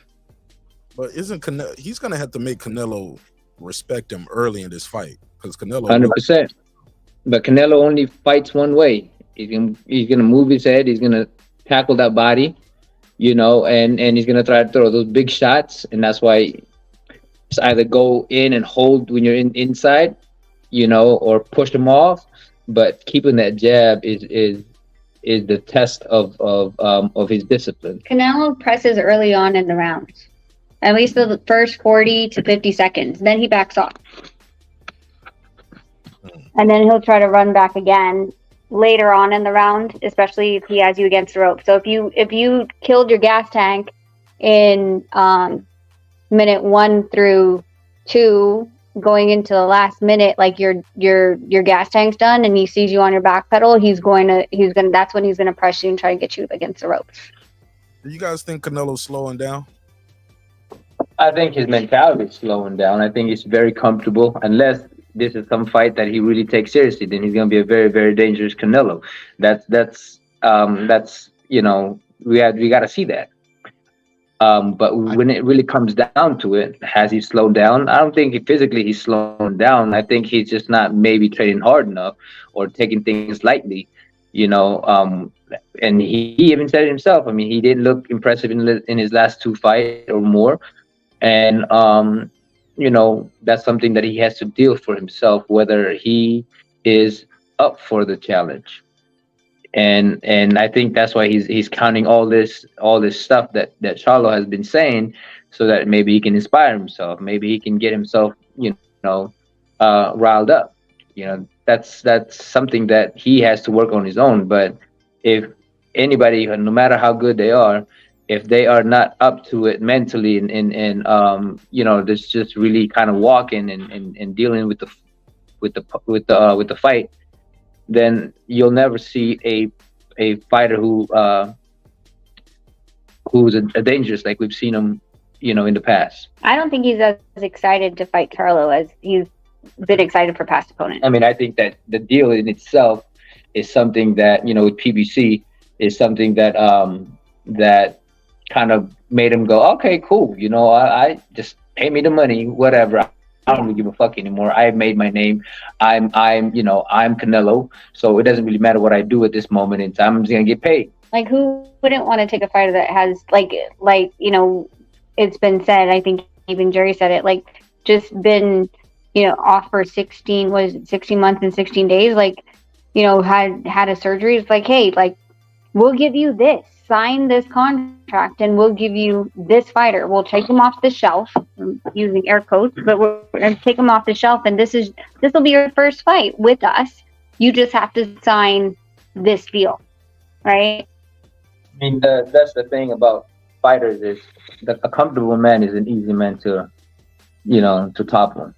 You know, a hungry person, a hungry lion, no matter how good you can be or how good you are, but a hungry lion is always going to prevail, or at least he's going to make it a hell of a fight.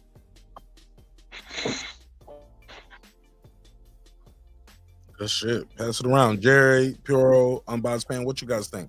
What the champ and Rachel had to say? I'm part. Oh, go ahead, Jerry. Let me go because I got to get ready to go. But it's good talking with you guys. A lot of good points made there by the Daenerys. One thing that sticks out to me is exactly what Anito said there. If you got a reasonable punch, you can definitely get some people out of there. It's the punch that you don't see coming. It's an old cliche in boxing. I don't agree with a lot of cliches in boxing. I think they're junk, but that one you can believe in. Canelo took hundreds of punches from Golovkin, and Golovkin can punch, no question about that.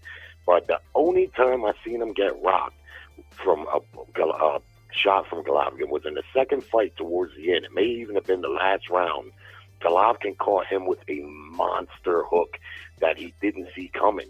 All the other punches, he took those punches, and they were hard punches, but he kind of they were in front of each other exchanging, so they both could see the shots coming. But that hook that he caught Canelo with at the end there, I mean, Canelo, he's got a great chin because that was a knockout punch, and he did not see it coming. And but it did. You could tell it really buzzed him, but he quickly recovered and he started moving his head. Golovkin tried to follow up with like 7 or 8 good punches, and Canelo made him miss every one of them. Because Canelo, when he wants to move his head and be defensive, he can do so.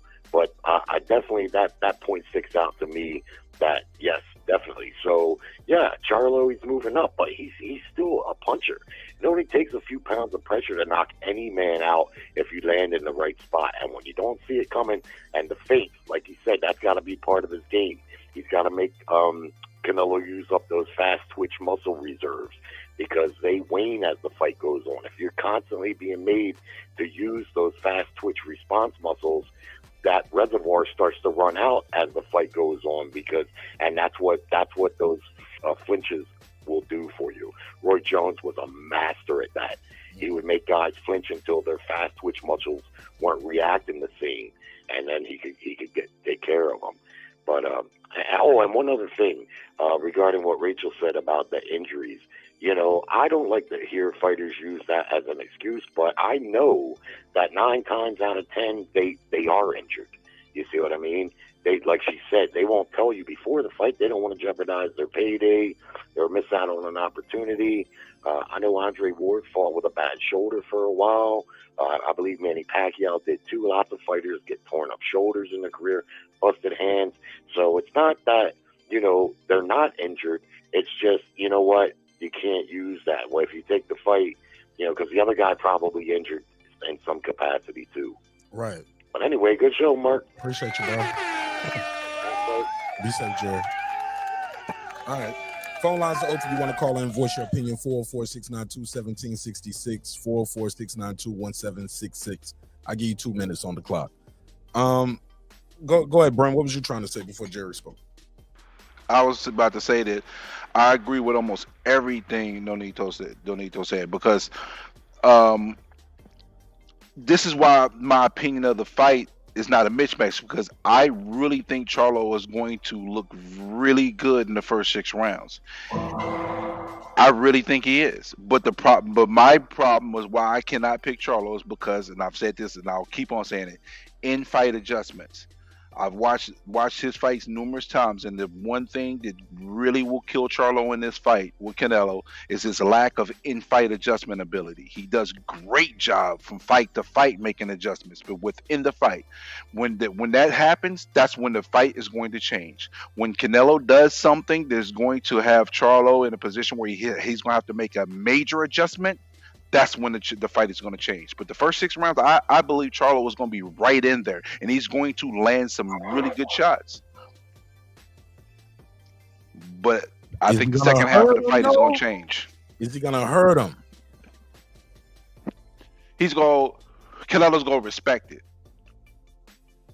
I don't think he's going to hurt Canelo, but Canelo is not going to just run up in there with reckless abandon, because I do think Charlo has a strong enough punch to keep him from just running up in there.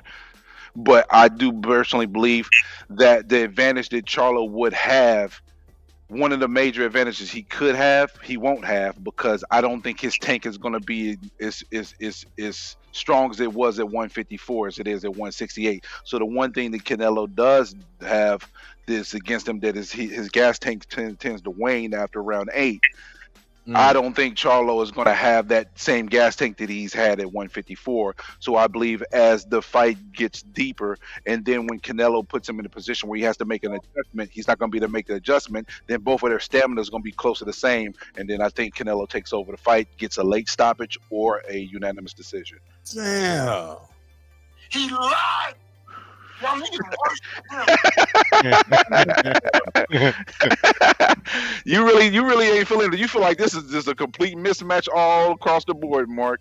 I mean, that's what you just described too. You just made it. You dressed it up nice, but you still get knocked out. Just because you get knocked out don't mean it's a mismatch, bro. No, I agree with a lot what you said though. When it comes down to that, the weight is definitely going to probably eat up his stamina going into it, because he's never been in this game, in this weight class, 2 weight class at that, and secondly, when it comes down to it, you're totally right. When it comes down to infighting, he doesn't know how to do it, and that's why, that's why I think this is going to be something that he really got to learn for himself. What Bebo did when Bebo was in there, he just tightened up, and hopefully that he learned that type of fighting, because he doesn't have to fight inside. That's the thing, is he doesn't have to fight inside. All you gotta do is, that's why I said earlier, the jab and the feint is the crucial weapon for him to win this fight, sitting him up and be able to catch him with shots that are surprising, things that Canelo might not be able to see, with the feint, with the jab and setup and all of that stuff. But again, like you said, he, that's why Castaño was able to really get him in the first fight, is because he just doesn't know the distance. He don't know how to fight the distance, and he's such a taller fighter that that body shot is going to be something that he really has to worry about. That's why don't get in there, and if you're in there, grab and tighten up. Champ, but I don't know if he's going to be a different guy. He's not a guy that knows to clinch and clinches well.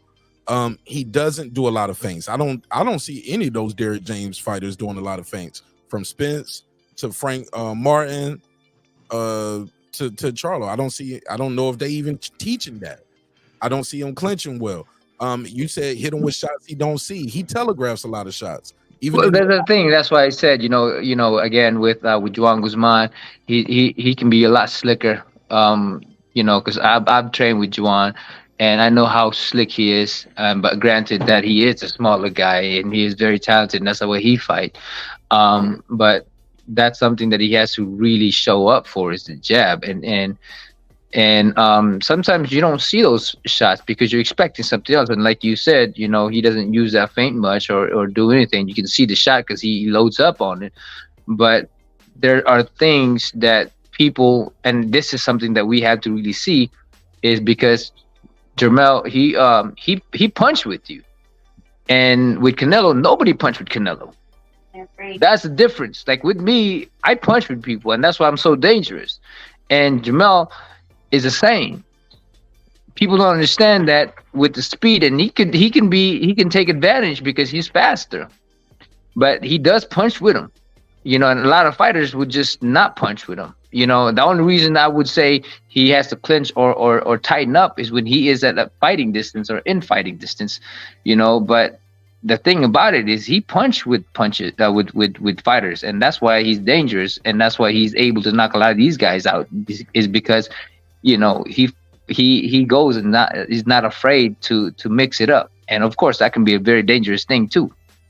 But Canelo has a pause in between his punches. He has a pause, and that's why he gets countered with Bivol, tighten up, because when you're power punching and somebody catches those shots, you're open for that split seconds, and that's why Bivol was able to catch him in between those power shots, and just Canelo was very frustrated when it came down to that, because I myself, any power shots, any power puncher, when you can block them, it's easy to go in between after that, because it's a pause, because you're putting it in there, you're digging in, you're putting your shots in there, and before it could set up, there's that split seconds where you're pulling your punches back.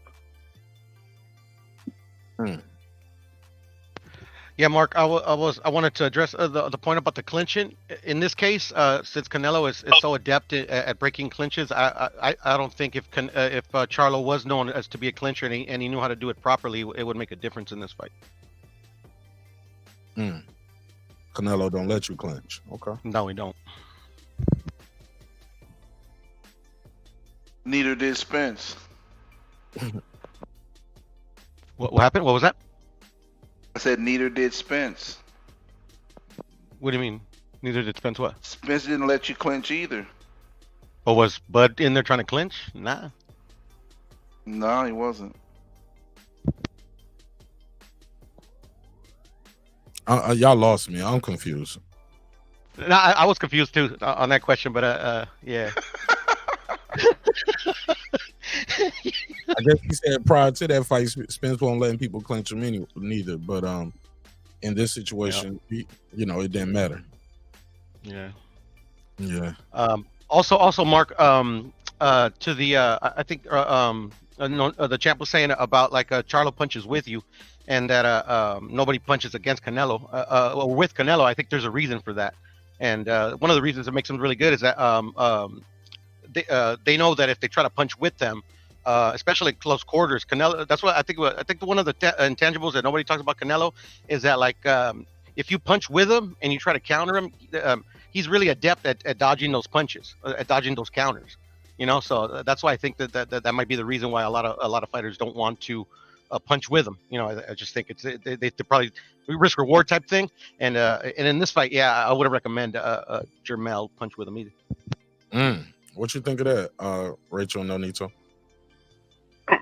Oh, hold on. No, you want to? I think the reason why people don't punch with him is because he's very strong. It's like a lot of fighters. I mean, now it's like either one. Like for instance, with me and Inoue, right? It's either one of us who lands first, and whoever lands first is gonna be the one going down, especially with the smaller gloves. And any fighters on like say the heavyweights, when it's either they block or they clinch, right? It's especially the heavyweights, because when you get caught with it, you're gonna go down. So with a lot of fighters, they with Canelo and his with his style, and his the way he throws those shots, they're very strong, they're very powerful, and the only person that really took them is Triple G. He punched with him, and Canelo got caught with some good shots as well. But it lessens. The thing is, it could be very dangerous. The moment that he starts getting that respect is the moment that Canelo will hold on shots like he did with Triple G. And another scenario would be like Bevo is to, and I think this is going to be more susceptible or more better for Jermell, is he can catch and shoot. I think he really needs to go from it, keep his hands up, catch and shoot, and I think that's going to be a very good strategy when it comes down to it. Because he's willing to punch with people and he's not afraid of it. But when it comes down to that, I think the reason why people don't punch with Canelo is because he can crack. And not so much as they make a miss. He is really good at that. He's definitely really good at that. But the thing about fighters is you don't think about, I'm gonna miss a punch. You just punch. There's no fighter out there who's trained to punch somebody who's gonna hold off because I'm gonna miss. I miss a lot of shots, and my body just throws, right? When you have an opportunity, your body is just gonna throw. This is how your bodies work, because you're a fighter when it comes down to that. But ultimately, I think the reason why people don't really punch is because they're afraid of getting hit with Canelo. Yeah. I think it's the heaviness of Canelo's punches, and I think I like what Nonito was saying about the catch and shoot part, because I think that's what we're more so saying than, hey, like, go out there and like punch for punch, right? It's more so catch and shoot is what we're saying, because of the fact that, like, Canelo will throw one, catch it, shoot it, because Charlo's the quicker fighter, right? Get yours off and then bring your guard back up, because there is that, like we said, there's a delay between 1 and 2, and it's largely because Canelo is trying to load up for the second shot. Yeah, and I actually agree with you guys about. I actually think that would be his only method of victory, is to actually punch with him. But at the end of the day, like I was saying earlier, I think he would have to like break Canelo, because like Canelo's not just gonna let you, like, you're gonna punch with him, but he's gonna land his shots too.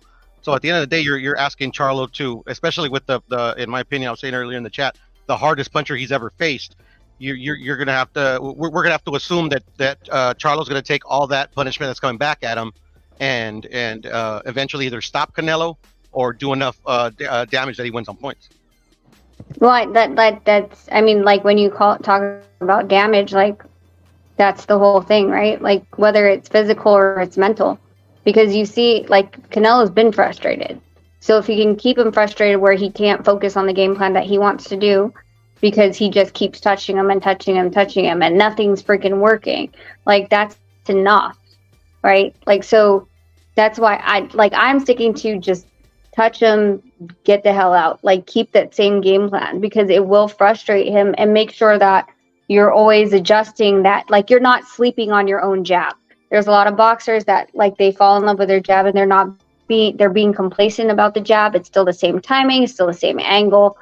There's no variety in it. So they fall asleep on their own jab. They're like, all I had to do is keep the stick out there and they're not going to come in. Well, eventually they're going to figure out within 12 rounds, right?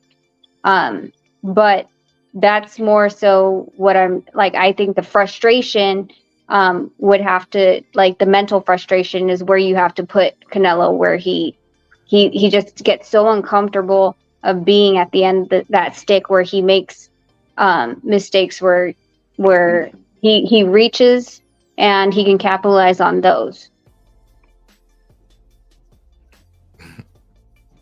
No, man. It sound good. Yo, look at PBC how they did the little foolery with the jewelry with this picture. They made Canelo a little taller on this flyer right here. You see that? Only you would pick that out, Mark. But yeah, you're right. He does look taller. They got to looking taller and bigger than Jermell on this poster right here, man. I'm just saying I've never seen anyone do one where like the shoulders are off like that either.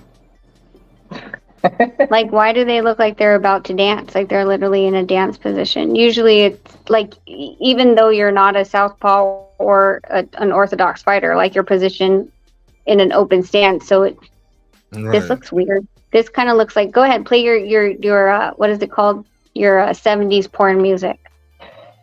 We don't believe you. You need more people. Not that one. That one. There you go. You know, in his marketing, to be honest. For what?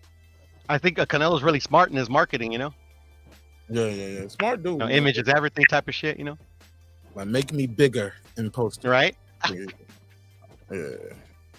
You I don't know. Hey, look, what have any of y'all been watching any of these all access? Anybody? Of course, Mark. Mark. Bram, you been watching them? How about you, Rach? No need to. Y'all been watching the all access, the pre-fight? Well, I watched the first couple ones. Actually, we're gonna go, Mark. We have a sleepwalker, but really quickly, I want to tell you, we haven't been watching them because we kind of forgot that it's happening. There's no buzz in Vegas for this right now. I'm sure there will be people that show up this weekend, but I mean, we've had Life is Beautiful. We had iHeartRadio. We have Formula One putting down stupid street lights and causing up traffic. Like, no one's talking about this. That's what I said too last week. I said it's not a lot of buzz for this fight. There's no buzz here. So I totally forgot that there was any type of. No, Nonito didn't. I was like, hey, I know there was fighting, but you didn't know it was this weekend. A couple months because they just kind of announced it and stuff like that. But I did not know. And when you told me, like, it's this week. Yeah. I'm like, what?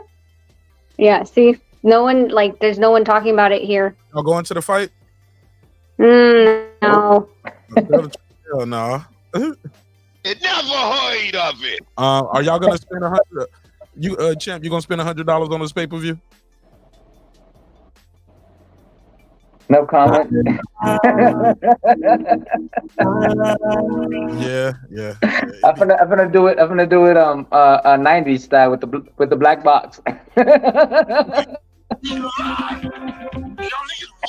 No, and here's the thing, like we could go to the fight, like, you know, we could get the tickets from PBC and all this other stuff. But again, but you rather watch the dog. No, dude, like you don't understand the traffic and all the shutdowns right now on the strip. Like it's not worth crazy, it. Man. It's so not worth it. Oh. And the thing too, I didn't really prepare myself because I was just like putting all kinds of crazy schedule for this week. You know, because I didn't know. You know, I'm just, yeah. We're not mentally prepared to go to a fight. Let's just put it that way. All right, we'll talk to you guys later. We'll be in the chat. Appreciate y'all. Thank guys. you. Hey, please do support the fight, though. No doubt. Good night, y'all. Hold up, real quick. Give me a pay-per-view prediction. How many buys you think it's going to do? Ooh. 400,000. 400,000. Rachel, what's your pick? Yeah, I was gonna say about that. Under half. Under half a mil. Yep. All right. Yeah, we'll be in the chat. All right. Bye. Peace, guys. 972. What's your name? Where you from? It was good. It's Ozzy. I didn't jump on the channel before. What's up, Ozzy? How you doing? Welcome back. I just got a question. It was good. I just got a question. And sorry if it's already been asked, but no matter if it's Canelo or Charlo, what do you think this fight is going to do next? Like for the next match? Shit, depends on who wins and how they win or how they lose. If Charlo wins, they're gonna be doing a rematch, in my opinion. If Canelo wins, shit, I don't know what the hell Canelo gonna do, because I didn't expect him to be fighting Jermell Charlo. I doubt if his next fight would be Terence Crawford, or I just can't picture it, as much as people are talking about it, and I just can't picture him fighting a guy coming up 2 divisions, then the very next fight a guy coming up 3 divisions. I just don't see that. I wouldn't mind seeing it. I wouldn't mind seeing him fight the winner of Benavidez versus. I think that got ordered, right?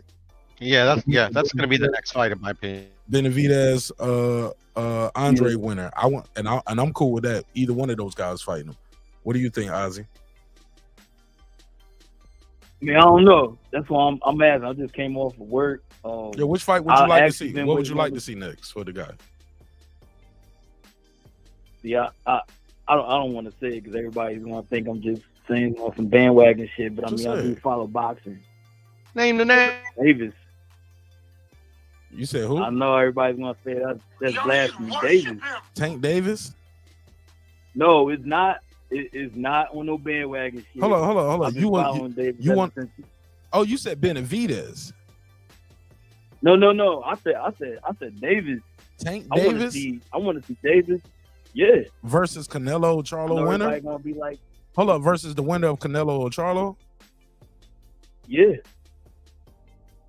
And that's not on no 40, 47, 54, 60, 68. You think Tank Davis gonna go up 5 divisions, 6 divisions? I mean, shit, I want to see it. Okay. I want to see it. Me and my cousin, we talk about this shit all day. I want to see it. I mean, if not that, definitely, like you said, everybody else wants to see him fight. Whoever comes out of this, they want to see Crawford fight one of them. But that's just my personal. I know a lot of people want to be like, oh, no, that's crazy. Like, that's crazy as shit. But, I mean, I'm just saying. That's one of the boxers that I actually followed. Like, where you from, Ozzy? Ever since the beginning when he was the undercard. Where you from? I'm from Philly. Okay. I'm from Philly. Right now, I reside in Texas. I thought you was from Baltimore. Of course, I'm waiting on Bruce Ennis. I was about to say, you must be from Baltimore talking about you want to see Tank versus Canelo. Like, I've never heard of that. I didn't even know that was a thing. I mean, shit, I want to see Tank go against Crawford. Okay. I'm ready to see this.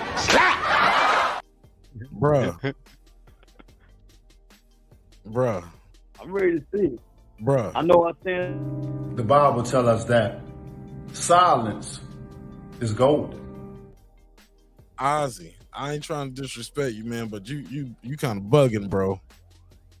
You bugging. No, go ahead and talk the truth. Like, talk the truth. When did that become a thing? I'm befuddled over here. You hear me stuttering? I'm like, bro, I've never heard anybody say anything about Tank Davis fighting Canelo Alvarez. Like, where did you get that from? It's just because I just really want to. Are you trolling me? Are you trolling me, bro? I feel like you're trolling me a No. little bit. No. I ain't trolling. I feel like you're trolling me a little bit. I want to hear that. This is based off of just weed. It's the based off some purity good weed. of That's the what that sport. is. You can't smoke weed. Period. Bro, what you Well, you know on, if they bro? got this. You know if they got the high grade. I mean, if it's not that, I'm ready to see Ennis get in the ring with one of them. You know, Boots Ennis get in the ring with because like Canelo or Charlo winner. somebody, I'm ready to see these people fight. Bro. Because, you know, obviously we know everybody be ducking everybody and then everybody fights each other at the wrong time. Like, all these dudes with Spence and Charlo in that camp, and we be waiting on these fights. I'm just ready to see that. All right. Well, Hey, Mark. Yeah, go ahead. Can I give a Well, I different mean, perspective, Mark? Sir? Go ahead, Ozzy.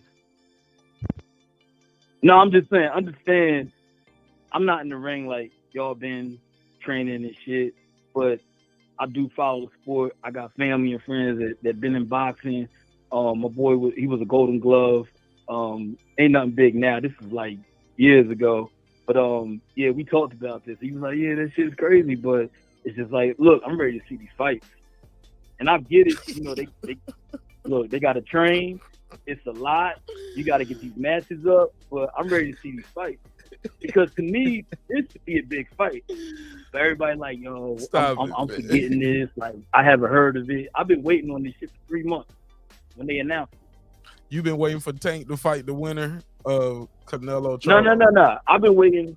I know I'm jumping. I've been waiting on the Charlo and Canelo fight. Oh, so you excited about this fight? Are you going to Vegas for the fight, or are you buying the pay-per-view? No, I ain't going to Vegas. You gonna spend $100 for the pay-per-view?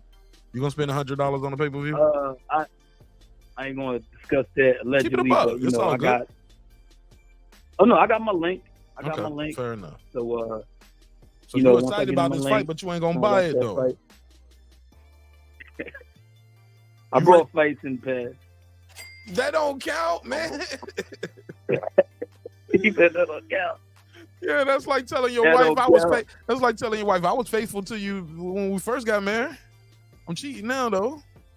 Like, come on, bro. Now my wife be like, look, don't pay that pay-per-view right now. These kids just got back into school, so got a couple of bills before that. Got a couple of bills before that. All right, go ahead and put on Unbiased Fan. What you guys think of what the caller had to say in the fighter he wanted to? Yeah, I just want to give a different perspective, Mark. Well, like I actually think I know where Ozzy's coming from, because like I'm a Tank fan as well. But obviously, like in face value, yeah, that's nuts. You know, you're, a lightweight versus a super middleweight. But I mean, just imagine if Tank was you know, in Crawford's weight and his height, you know, or maybe even, you know, in Jermell's position. You know, like I just think like the skill sets, like if that could happen, you know, like obviously it's that's like uber hypothetical, but I just think it's just I think a lot of people respect Tank's skills, and you know, I think a lot of people expect Canelo's skills. So I just think it's kind of like a it's like a what if, like imagine if these guys were like it was actually plausible for them to fight, and it would be, you know, this crazy of a weight disparity or the height disparity. Well, it's not height disparity, but a weight disparity. Like I think it would be a barn burner. So I think like if you view it from that lens, I don't think it's that crazy. But yeah, if you just view it for what it is, Bro, yeah, nah, Tank Davis versus a Canelo, no. I'm trying to make this shit have some meaning to it, bro. I'm a big Tank fan, you know, and I do respect Tank's skills, you know. So like, I mean, if it was plausible, I would want to watch it. I would be calling for it. Bro, this guy's in Tank division right now. He need to be fighting. That he hasn't fought. That we want to see him fight. That's a fact. That's a fact. Yeah, and I already know why that's happening, because, you know, I don't know if he's still with Mayweather, he came back or whatever, because I know they was back and forth, but, you know, he got that Mayweather blueprint. Because to me, he's like a little mini Mayweather, but he's just more explosive. Man, he gets out there more. Floyd was fighting champions, bro. Yeah, I know. But, I mean, if you look at his game and the blueprint, he's a little mini Mayweather, you know. Not to say that, oh no, he's solidified as that, but if you look at that blueprint, I mean, he was in his corner, you know. And ever since he's been training the undercard and he's been on the team, or he was off the team and he went back. I mean, I don't know what his relationship is now with the team, but that's how he's been fighting. And anybody that follows boxing now, they know like, hey, they doing it for career wise, so they have longevity, and later on they could do something. Because I mean, let's keep it a buck between like boxing and football. If you do this shit too much, you gonna be effed up. So, I mean, there's a couple of fights. It's gonna sound crazy. Like I said, if it's not him, I want to see Ennis in there. That's why I was excited because between that Charlo camp and then fighting, like, all right, yeah, I'm ready to see this. Either way, if it comes out, whatever happens, I'm gonna be excited. I want to be excited to see what the next match is gonna be. But you ain't even buying this shit, man. Now you might press me to buy this. I mean, no. I ain't judging. You ain't on trial. I'm just saying, like, all right, Ozzy. I appreciate you, though, man. I'm just, I got to crack some jokes, man. I got to talk some shit with you, but I'm just saying. No, of course. I was, hey, look, I'm from Philly, so, we. You had any drinks today? You had any drinks today? Brother. Have some good gas? This nigga here got some fantasy fights for you. Nah, just got off of work. I know I'm coming from left field. I know this is. Thank God Trill ain't around, because they'll try to make that shit. Tank Davis versus Canelo. Damn. All right. Hey. All right, man. Appreciate you. Appreciate you, Ozzy. Appreciate you, man. All right, cool. All right, good call, man. Good call. My man said he wanted to see Tank Davis versus Canelo next. What are we talking? I feel him, though, Mark. I feel him, bro. Trust me. I feel where he's coming from, bro. What the hell is going on? Nah, bro. He's obviously a Tank fan, and so am I. And the thing is, I think it might be coming out a bit of frustration because, like, we like most Tank fans, they see the skill set and they're like, damn, we wish he could get in there with the dudes that, like, the ones that they say, yeah, Tank should be fighting these dudes. I don't know why he's talking about this. And I think most Tank fans, true Tank fans, agree. Yeah, let's bring him on. But we live in a time where, man, like these politics in the game and then crossing the street and this, that, and the other, it's frustrating. That's been my biggest frustration with Tank. Is like, damn, man, if only they could just make these fights easily, I think Tank could prove to the world that he's that dude. But unfortunately, we're stuck in a place where, like, yeah, Tank don't need to be talking about nobody else. He needs to fight who's in his division. But easier said than done. Shit like that. Go ahead, Brown. Tank got to fight somebody in his division, bro. No comment. Man, keep that shit up. Thirsty for Tank ass dudes out here. Come on. I like Tank, but again, he needs to fight the people that is in his range. That was the extreme maximum Dalcine reach. So I'll leave it at that. I should have asked him, man. I think he's thirsty for Tank, man. I think he got that thirsty for Tank, bro. I'm just saying. Oh, man. But let me not be like that, 'cause I don't want to discourage other people for not calling in. You know what I'm saying? Yeah. I don't want to be discouraging. Like, man, I don't even want to call in. They're gonna pick on me if I say something. Nah, man, we just cracking jokes. That was extreme though, right? That one deserve deserve what it got, right? Deserve to never heard of it. Okay. Oh, my bad. Yeah. It never heard of it. Yeah, I had never heard of that fight. Yeah, me neither. I didn't know what he was saying at first. Man, my man said, "Yeah, I got to make that a clip, yo." Ozzy, you might be on the wall tomorrow, bro. I might have to make that a clip. Shit, that's pretty much it, man. Y'all got anything else? Anything else going on? Anybody need to talk about? Anything else going on? Oh, I wanted to say I got 1.4 million for this fight. What's gonna make on the box office? Yeah.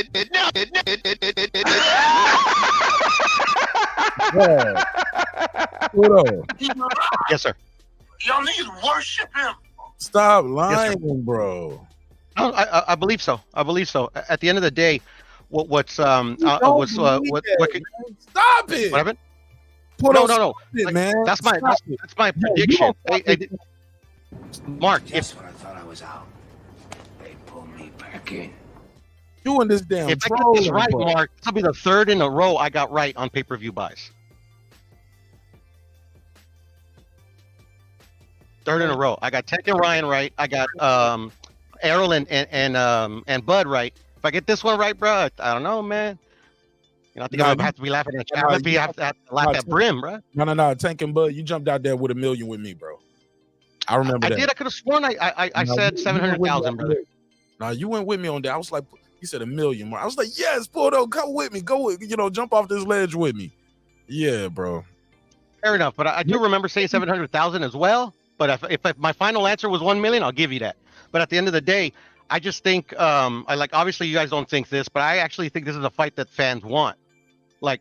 Even though what was his name? Ozzy just called in and said he was gonna do what he's gonna do to watch the fight. He still wanted to watch it. He was still up for the fight. And I think the narrative is that a lot of people stream it, and I think that's the case, but not enough to actually hurt the actual people that actually buy it. So because this is going to the people that rock with Canelo are going to buy it. They're going to come out. And I think Brim made a good point earlier that the Ryder fight, that one, even his most staunchest supporters probably didn't. A lot of them didn't buy it because it was John Ryder, but they understood it was like, okay, coming off a hand injury, it's a mandatory. Okay, whatever.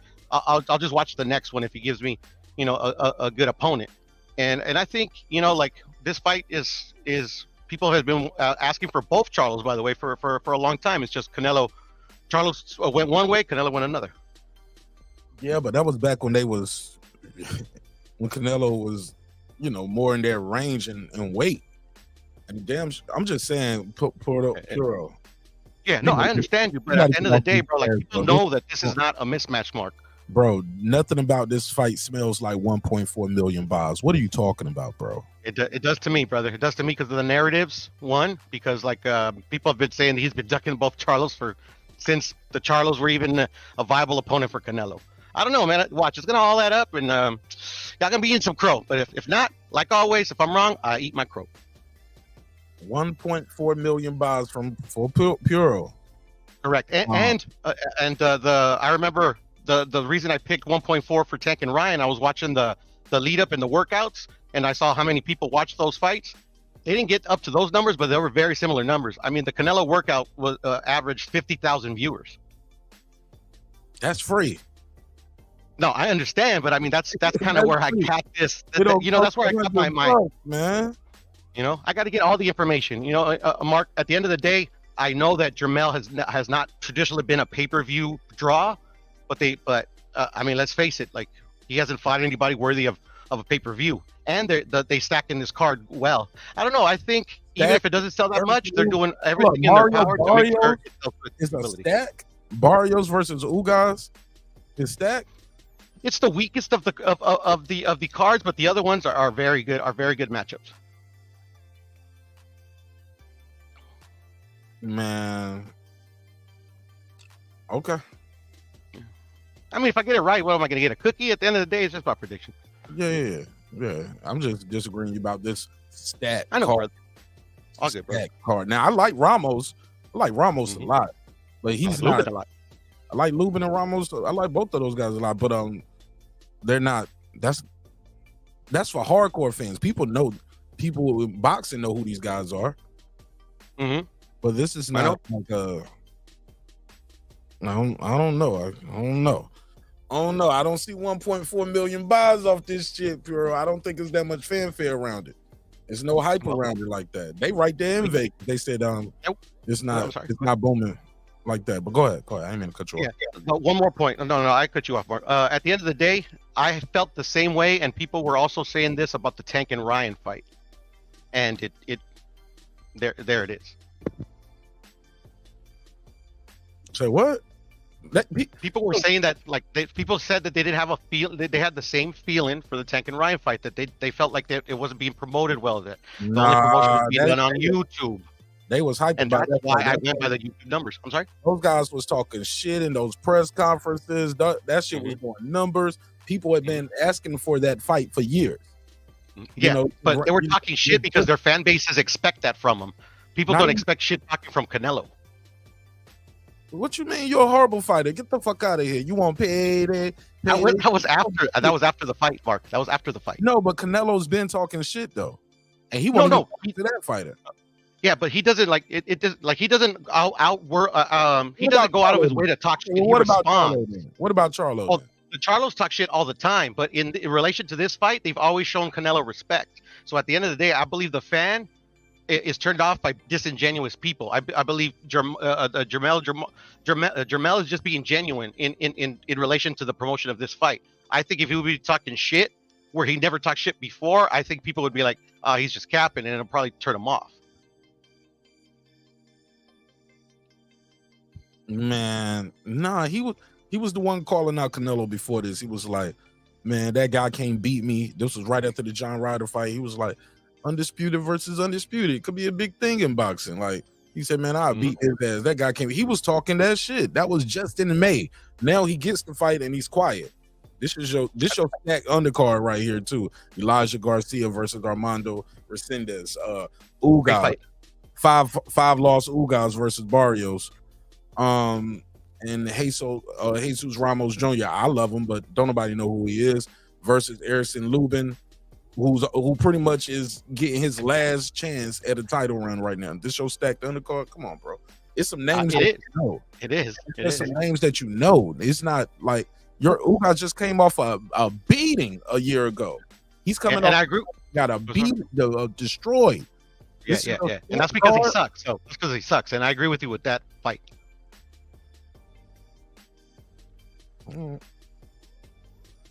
All I'm saying is that I believe, I believe for the fan base that's gonna buy this particular fight, there's other fights you could put on there to obviously to make it pop, but I mean this is a very solid card. What the hell are you doing, man? No, look, now there you go, solid card. There you go, it's solid. You went from stacked to solid. This is okay. Can I not say stacked? It's $100. I still think it's stacked. It's $100. No, it's 85. I thought you said it was $84.99 plus tax, bro. Okay, well, yeah, he's gonna sell. $84.99 plus tax. It's $100, man. And you guys were saying under a million, like a Ryder versus Canelo did 450. So I mean, like, come on, this is gonna do more than 450. I haven't heard that. I heard 150. I heard that like a week after. I heard 150 to 2. Then I heard it was double. So that was that would be 300 to 4. And then we got 450. Yeah. I'm sorry, Mark. Nah, I'm just saying I heard 150 to 2, and then right after that, I heard Eddie say, "Well, it's more of like double that." So what's that? 300,000 to 4? I read multiple articles that had 450 was the number. It's a nice even round number, huh? I don't know. I got this from TV, television, and the internet. So I mean, like at the end of the day, I mean, we'll never know the real number. Exactly. Yeah. But look at Triple G and Canelo 3. I didn't want to see that one. Me personally, like I had no interest in seeing it. It made over $1 million. Say that again. I was saying Triple G versus Canelo 3. Me personally, I had no interest in seeing it. I still paid for it because I'm gonna pay for the fights. But at the end of the day, that fight made over $1 million. Yeah. The John Ryder fight was $54.99. Now I don't have a problem with that. The Triple G fight was $54.99. I don't have a problem with that. He even admitted, like, yo, my last performances weren't that good. So after saying that, you upcharge the fans $30? I mean, he's not upcharging the fans anything. He's giving them a better fighter. Company, different prices. He's giving them a better fighter and a fighter that the fans want to see. Charlo's a better fighter, Triple G? Oh no, the Ryder. Ryder. Yeah. All right. I don't know what he's gonna look like at 168. I'm just saying, bro. No, we don't. But I mean, that's the thing. We don't know how it's gonna play out.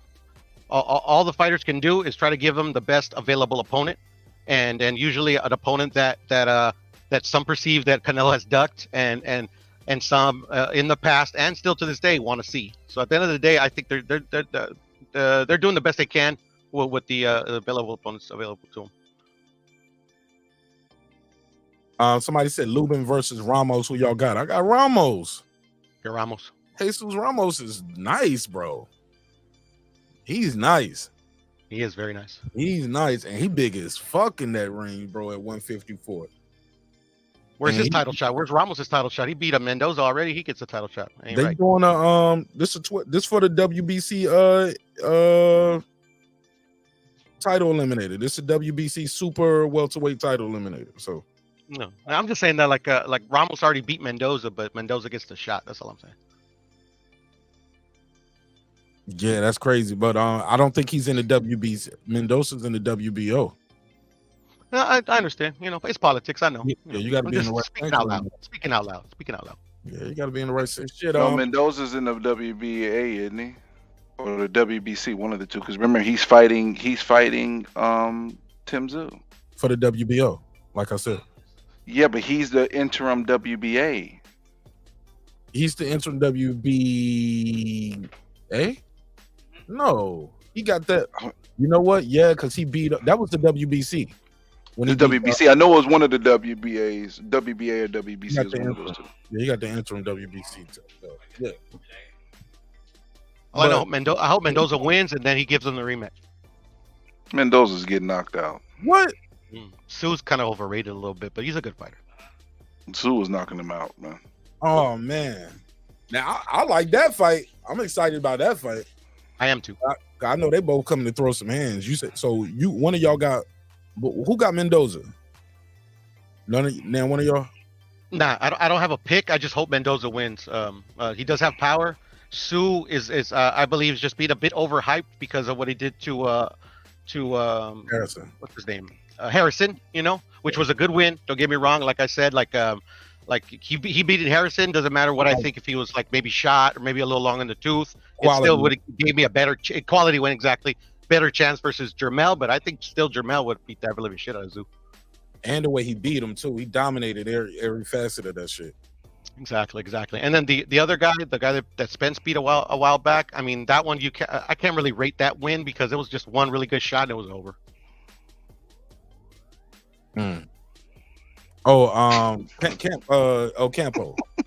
Ocampo. No, it wasn't. Yeah, Ocampo. Correct. Yes, sir. Mark, you know your favorite line of tonight is? What? Man, he always be doing that. He's always like, Y'all niggas sound gay.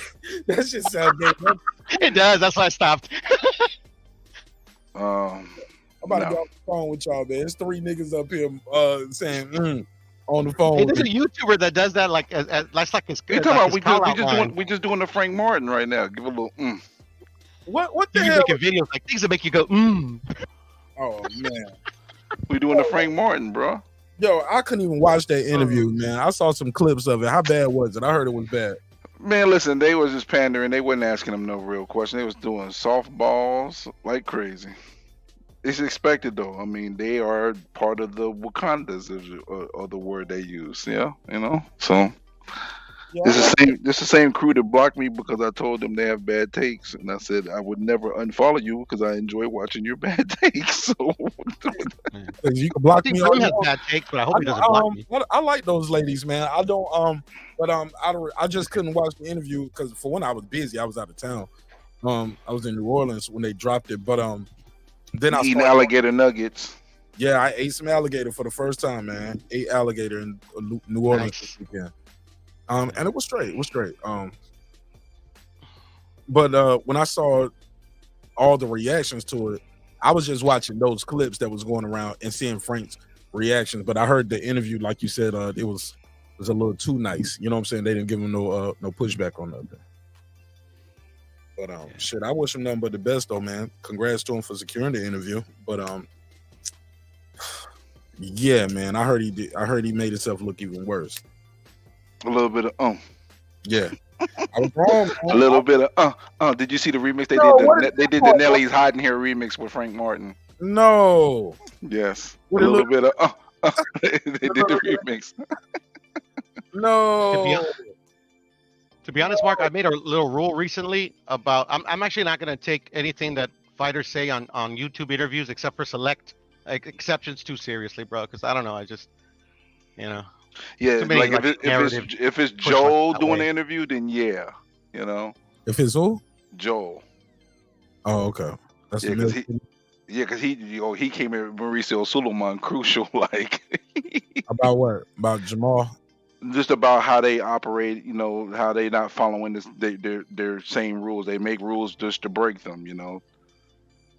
Mauricio's never coming back there. But he's always honest, Mauricio. He always tells you what he's doing. Yeah. He doesn't make it right, but he tells you what he's doing in your face. I heard him say that last time. He said, "I've already answered the Jermall Charlo question. I'm not answering anymore." I was like, "Yeah, but that was months ago. He's still out right now. Like, we need an update. What the hell is going on?" Like, I agree with Mauricio. The answer ain't gonna change. Why are you asking me again? Because the time has changed. I mean, I like that answer 6 months ago, 8 months ago.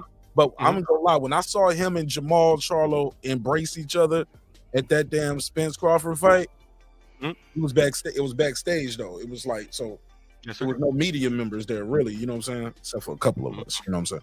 And I filmed that shit. I need to put that, bro. He hugged him like a father hugs his son, bro. It was like they got a connection, bro. Like, yeah, it's deep, bro. It looked like a father hugging his son, bro. You know how you hug somebody, you hug them, but you know, like you kind of put your head down on the shoulder a little bit. The motherfucker like cut the back of your head, and they talking to you like, you know, you know what I'm saying, like it's gonna be all right type shit, you know. Yep. You know what I mean. That's how he makes his money, Mark. That's how he makes his money. He's got to keep the talent happy. But those dudes, the guy got to fight though. Yeah, he does, Yes. and I agree. I agree with all the criticisms. You know, obviously the valid criticisms towards Mauricio. I think he does a lot of fuck shit. So do the other, excuse my language. So do the other sanctioning bodies. Not as egregious as the WBC.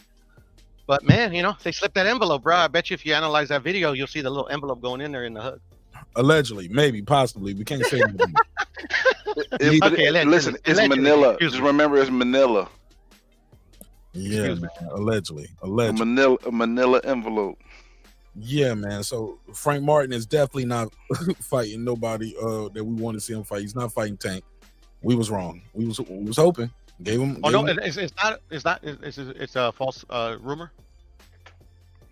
You know what people are starting to hope for, and I mentioned this about a month and a half ago. I said I'm hoping to see this happen, and it's a long shot, but it's, hey, listen, I'm still hoping it's a chance it can happen, and that is going to be Tank versus Tio. It never heard of it. And you know what, Mark? Keeping it a buck. Tell me that shit fell out your pocket, man. And Tank is more ludicrous than Canelo and Tank. Say what? Keith versus Tank is more ludicrous than Canelo versus Tank, in my opinion. Keith versus Tank is more ludicrous. Nah, Keith to take that fight, he need the money. No, I know he would. I think they both would. But at the end of the day, like, for what? Like Keith, I doubt he's going to take any fight. I think he's retired. I mean, like he would have announced something by now. At least a Canelo fight would be for money. You know, like, yeah, he's gonna get his ass kicked, but at least he's gonna get a bag. You know, like I get it from their perspectives. It's gonna make a lot of money. But Keith, boxistically doesn't bring. I mean, I don't know. You think Keith should have been on this? I heard Keith and Ugas was trying to fight. I remember that going around, and then I remember Brian Custom. He interviewed Keith. He was like, "Now see, you out there getting your information from the wrong people. Like that thing ain't done yet." And now I'm looking up, seeing that's on this undercard. Is it possible Keith had a problem with being on this undercard, or did they move Ugas to this undercard because without Thurman, he's not a main event? Thurman probably wanted too much money at the end of the day, man. Because I remember seeing something about Ugas saying, "Yeah, I wonder what happened to Keith. I was supposed to be fighting." No, that's what the Ugas has said. I think both could be true, Mark. I think even Brim's right. I mean, I think the money might have been right. I think maybe he didn't want this opponent, or maybe at the end of the day, we don't know. Maybe this wouldn't have been for anything. It would have just been Ugas and him for nothing, just for the right to fight somebody. It could have been an eliminator. Who knows? At the end of the day, I've heard a rumor that Keith is going to fight every single fighter that's plausible since he's come back from his injury, and the only fighter that he's fought is Mario Barrios. Bruh.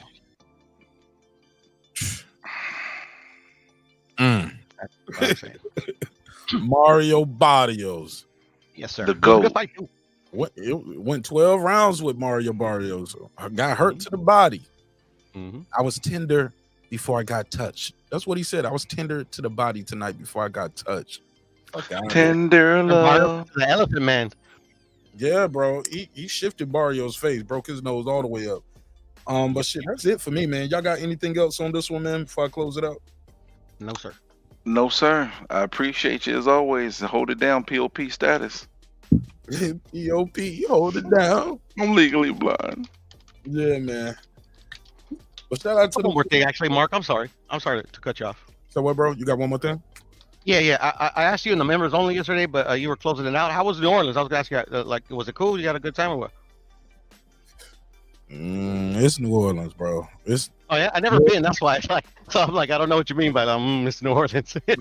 New Orleans is different, bro. It's not one of my favorite places, bro. I got you. I like Vegas. I like LA. Miami. New Orleans reminds me of Baltimore with a, you know what I'm saying, where how they got a lot of old rundown buildings, and it's like a lot of poverty there. The streets are terrible as fuck, you know.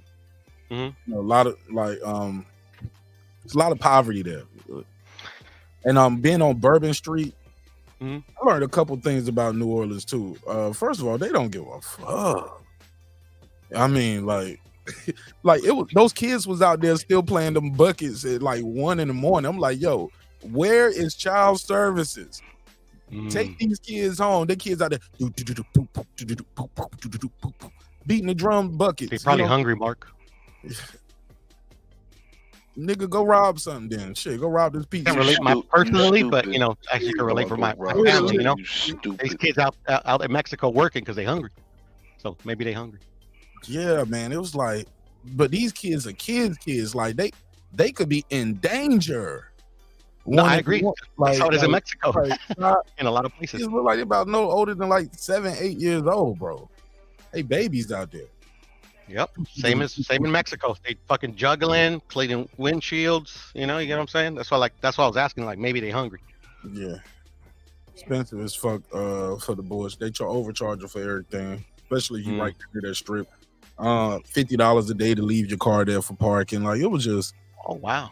Yeah, $50. Right, the airport didn't even charge $50 a day to leave the car at the airport, but the damn hotel was $50 a day. I stayed at the DoubleTree. Okay. I think Katrina fucked the city up, huh? Because I remember as a kid, I mean, New Orleans was like known as like a pretty good vacation spot. You didn't go. Well, no, but I mean, like you would see it on TV. They have the Mardi Gras, and then you know, like jazz. I mean, like Treme and all that shit. Yeah, but that's once a year. Now, granted, that strip is going 24 hours, 7 days a week. That shit is going nonstop, right?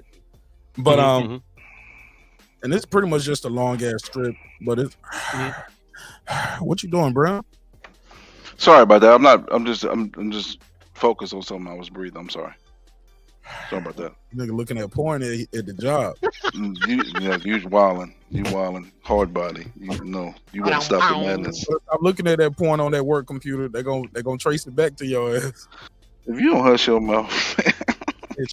Funny shit, man. Hey, look, but yeah, man, a lot of it's a lot of poverty there. It's, like, and when you see some of the shit that's there, you like the only place you can make money with this shit is in New Orleans. Like you'll look at one of these old ran down buildings, but it's a bar and people just walking up and down the strip. You know what I'm saying? Like anytime you really see what it looked like, you be like, damn, I ate here. You know what I'm saying? Supposed to be in this nice restaurant went to, spray paint all over it. It's right there by the hood. You know what I'm saying? I think it was called like Monroe's or Mallory, some shit like that. Yeah, that man. sucks because that's unfortunate, man. Because it has a lot of history, that city in particular. You know, like especially like I want to go because like one of the like famous presidents of Mexico, like he was in exile there. You know, so I've always wanted to go and check out like to see if they had any historical tours or whatever. Yeah, they got a lot of historical tours. They had a swamp tour. My wife was like, "Oh, you want to go on a swamp tour?" I was like, she was like, "They got alligators," and she showed me a spider. I was like, "We just ate alligator." You didn't want to look at the alligator on the plate. Like I'm saying, you want to see damn spiders, nigga. I'm not going on I'm not paying $35 per person to go on a tour to look at some damn spiders. Like, I'm straight, bro. I'm good on that. I'm good on the alligator tour. It's like I just ate some alligator. You didn't even want to look at it on my plate. Like, fuck you, what you mean? Yo, you were so stupid.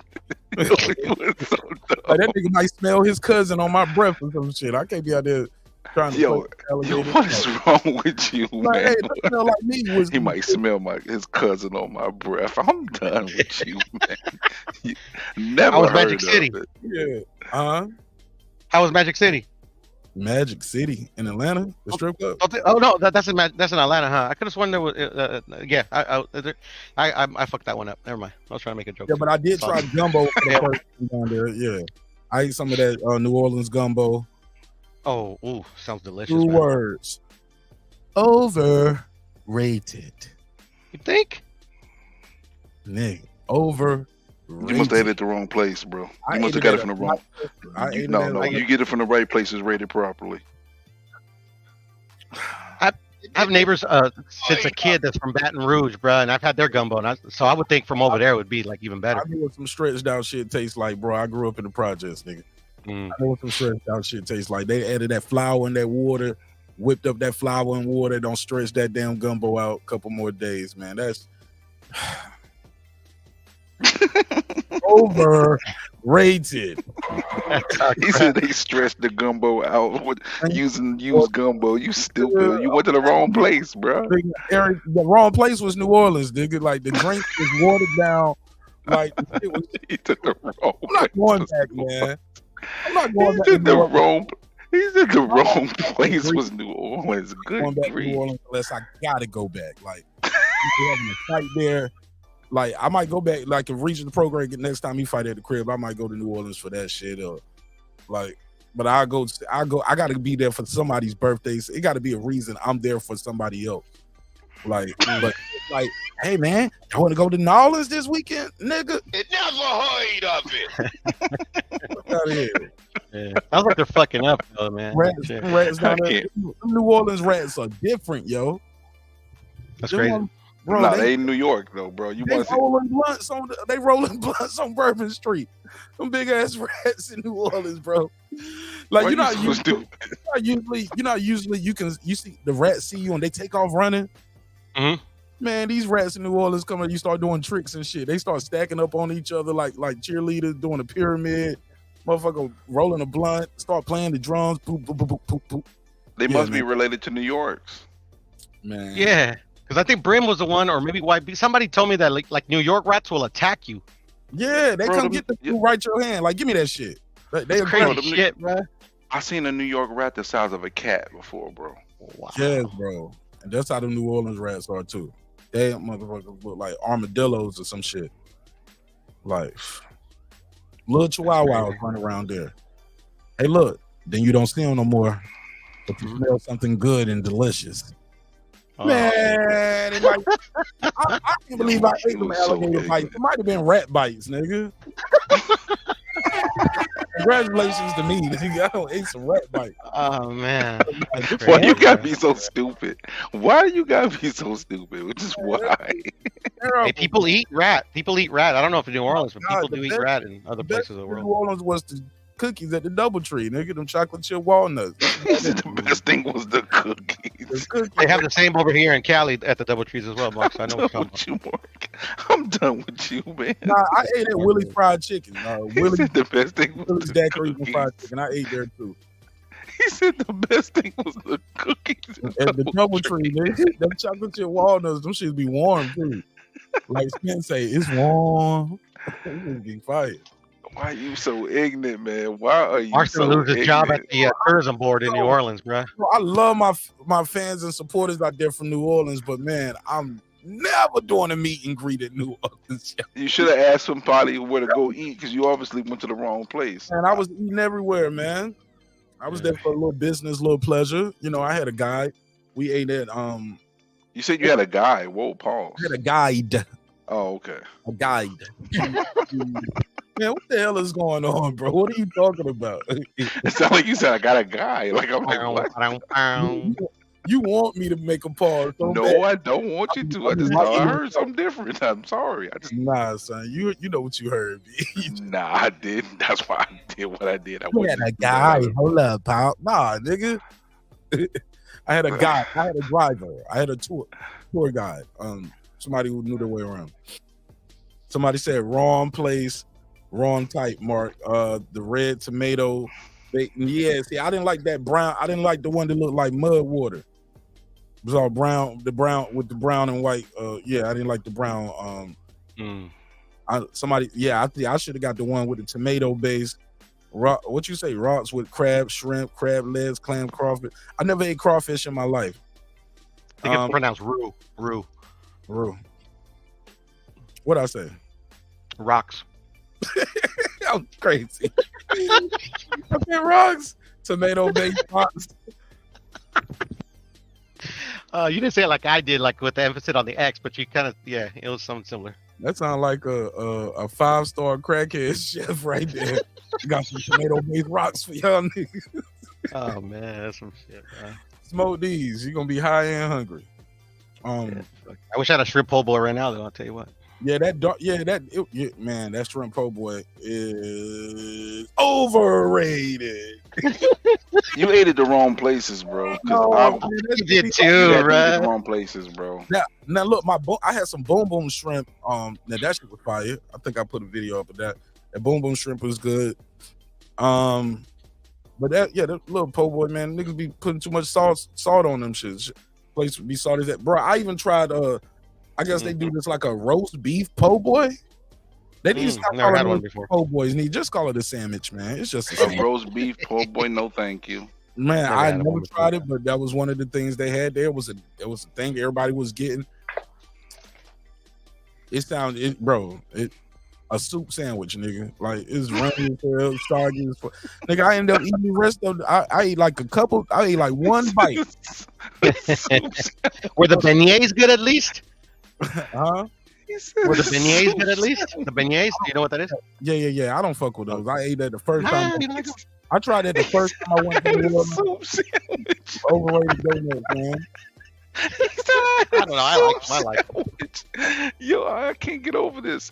Your soup sandwich. You're closer to over there than I am, Mark. So I haven't had it in a long time since my neighbors died. You know, so yeah. It's bread with powdered sugar. Overrated.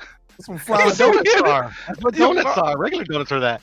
Why am I still stuck on the fact you had a soup sandwich, though? Biscuits, man. They fry some biscuits and put some powdered sugar on top. All right. Beignets. Over. You should have went to the LSU football game. Nah, that shit was lit though. This shit was lit for the people that was out there. You like jambalaya, Mark? Do you like jambalaya? Is that overrated? Now that's fire. Now I fuck with the jambalaya. All right. I ain't no liar. I fuck with the jambalaya. I like that. Okay, yeah, you got to start rhyming now, man. Cut it out. That's fire. The jambalaya is fire. But you can go to some of these places and it's gonna be mushy, overcooked, overpriced, which makes it overrated, baby. All right. That makes sense. Can't fuck with it, man. I'm good on New Orleans, man. Shout out to everybody from New Orleans, though, man. You throw shade and talk about some shout outs. Shout out to the Charlos. You sound like Piper Boy Williams right now. But shout out to you, man. This man said I had a soup sandwich, though. I'm still stuck on that. I just can't get over this. Never heard it before. Fucked up like a soup sandwich. That's what they used to say. When I was in the army, they used to say that when you were out of uniform. But yeah, man. But that shit was like soggy, bro. I asked the lady too. I said, "So is it soggy and shit?" Like I said, "I don't want no soggy ass sandwich." Like it's weird. She was like, "No, you good." She said that they drained it out. Like it's already been drained out. Like it's just the meat. And I was like, "All right, cool." Man, they put that. I was like, "Y'all put some cheese on it for me." I was like, "I'm up here. Don't try to make this shit a Philly in my mind." Trying to customize the po' boy and shit. Yeah, I don't try to customize shit. Don't make this shit a Philly cheesesteak in my mind. I took one bite of the sandwich and everything slid out the side off the back of the sandwich. So now I'm eating the sandwich with a damn fork. I was like, "Well, shit, bitch, bring me some rice or some shit." Then, damn.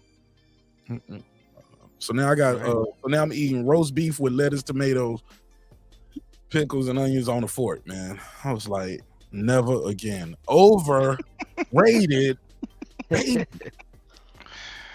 You're voicing your displeasure for real right now. Chocolate chip walnuts, best thing in New Orleans, man. Stay at the DoubleTree, man. Eat cookies for the weekend. You'll survive. Take your ass back home. Get some pizza. Even the same ones in Cali. That's what I was saying, brother. They are good. You know what? The pizza, though. I did get some pizza from a little spot. I did get some pizza while I was down there. They're not known for pizza, bro. I wasn't. That shit was good. That shit was good. There it is. But the price, though, for 2 slices of pizza, I think I paid like $24. That's a lot of fucking money. It might be like $12. $24 for 2 slices of pizza. No, 24. It might be like $12 a slice. Wow, that is expensive. Like, no. My slice was like $10. I think my wife's slice was like $8. So yeah, $18 for 2 slices of pizza. Yeah, that's a whole pizza over here in California, man. No drink, no fries, no nothing. That's meat lovers. Baby. Nah, man. Man, fuck out of here, man. My wife and I both agreed, man. Hey, look. That's it for Louisiana on Mark's show. And the weed was trash. Overrated. Keep digging that hole, bro. Keep digging that hole. Oh, His displeasure is real right now. I'm being nice. This is No, nice. you went to the wrong places. Really? Are you? Bro, when y'all hear me on the show, man, y'all getting my best, man. This is the nicest I get. So if this is rough in any kind of way, in any kind of capacity when I'm talking to y'all, it's all downhill from here. This is the nicest I can get. I'm doing my best. Like, be respectful. I just imagine Mark like Caleb Plant over a fucking Durrell and shit. That's how nice you're being. Crap. Oh, I thought you meant Caleb Plant with Jamal. I'm slapping. No, with you know he buried him, you know, with the fake shovel. Oh yeah, absolutely. That's how I feel about my trips to New Orleans. Just bury them shit. Jeez. Never going. All right. Wow. Unless I gotta go, man. This man said, man, hated it. Hated it. Yeah, man. No more FFA for Mark, bro. He's done. This man said, yo, you was going in on New Orleans right now, I like bro. the people, though. The people are cool. But the prices, the food, the just looking at the raggedy ass buildings, old ass buildings, man, look like, man, you ever seen a Western? How you see like you go to Miss Susie? Like, you know how they had that little let me find a Western downtown. Like a tumbleweed coming through it? Shit like that, bro. Downtown Wild West. It looked like Wild. Hey, Mark, listen to this, and this is the truth. Passion for Beauty said the best food in New Orleans, unfortunately, is not on Bourbon Street or Canal Street. Say her mama house or something like that. But it's probably at somebody's house. Bro, this is what New Orleans look. Bro, this is exactly what New Orleans type shit look like, bro. It's shit that looks just like this, and I ain't even exaggerating. Hold on, let me share my screen. Let me share my screen. It's shit in New Orleans that's outdated like this, bro. This shit look like this shit is on the I'm gonna take my horse to the Old Town Road side of the game type shit. Yeah, there you go. This what it looked like. It looked like shit like this. The street ain't even that wide. The street ain't even as wide as that. I don't see it. Yeah, I don't see it either. And it stank, nigga. Man, I remember, I wanted to use this ATM, man, but it was this homeless dude with one leg, like leaning up against the ATM. And I was like, he's standing there, blocking there all the good, hard-working people that want to get some money out the ATM. He's right there just ready to ask for it. I hated that. So I fuck with the homeless man. My wife said I shouldn't have did this, but fuck it. Somebody eventually gave that dude some food, right? So now I go use the ATM, finally. I was like, damn, I did need to use the ATM. We sitting there eating some chicken out of Willie's Chicken and Daiquiris type place. Right. That's some ghetto shit, right? I felt offended. Why I gotta be Willie's Chicken? Just sounded racist. I don't know. But it was good to say. You know what I'm saying? So the homeless man gets he's leaning against the little ATM shit, the guy with one leg, got it, and it looks disgusting too. Like it's like amputee but it's like you can tell he got gangrene sitting in. Like he ain't got a lot of time left. Ouch. I was like, hey, bro, you mind scooting over a little bit?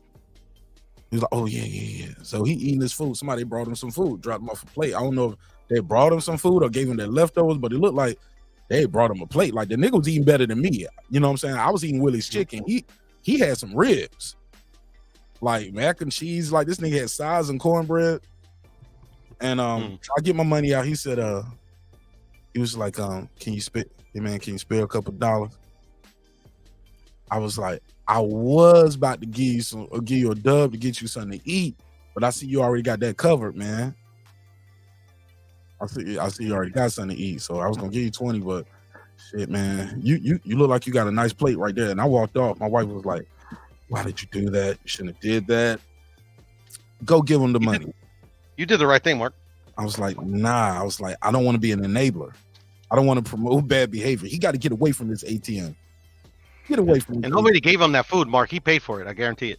Nah, I saw somebody bring that plate over to him. Oh, okay. Might just vote. Because like I said, I was stalking and waiting for him to leave or lean the other way so I could use the ATM. I'm joking, man. I didn't do that to the dude. I know somebody probably like, Mark, you an asshole. No, I didn't do that to him. I would have done it. I just thought it was gonna be funnier out loud, but it wasn't. It sounded heartless. It wasn't heartless, man. In my experience, or at least the panhandlers over here in California, they got more money than me, bro. I learned that lesson early. Yo, what? What if you try to give the homeless person some food and like now I will tell you this. While we were sitting there at Willie's Chicken, it was a dude that walked by and said, excuse me, man, can y'all spare some chicken? I was like, spare some like who does that? I heard it as, can we spare some change? That nigga want a wing or a thigh or a breast or that nigga want a whole piece of chicken. I was like, why you ask? I'm thinking like, why is he asking me? Turn around, ask the manager of the restaurant, can they spare the chicken? You get what I'm saying? Yeah, but see, I would have gave him some food, but I've had in my experience, I've had like a homeless person reject food from me. Oh yeah, because you look. He like, nigga, you look worse than me. No, he wanted money. He's like, nah, I don't want no food. No, he's thinking like, no, he's saying he wanted money so he can go spend it on whatever he wanted to spend it on to get lit. Exactly. I thought he was hungry, so I was like, I'll buy you some food. And then at one point, he was like only 2 times this ever happened. I hit. actually had some food. I'm like, you could have my food. He's like, nah, I'm good. Hold on, he can have your food. He don't want to eat your food. Like you had already ate off of it. No. Like I barely sat down. You know, he was just asking for some change because like he got me coming from the register because he knew I had money. So I'm like, nah, I ain't got nothing to give you, bro. But you can have my food. I told him because at the end of the day, my mom always taught me never deny anybody food. But he turned me down. Nigga, I'm about to send you an Instacart grocery list, nigga.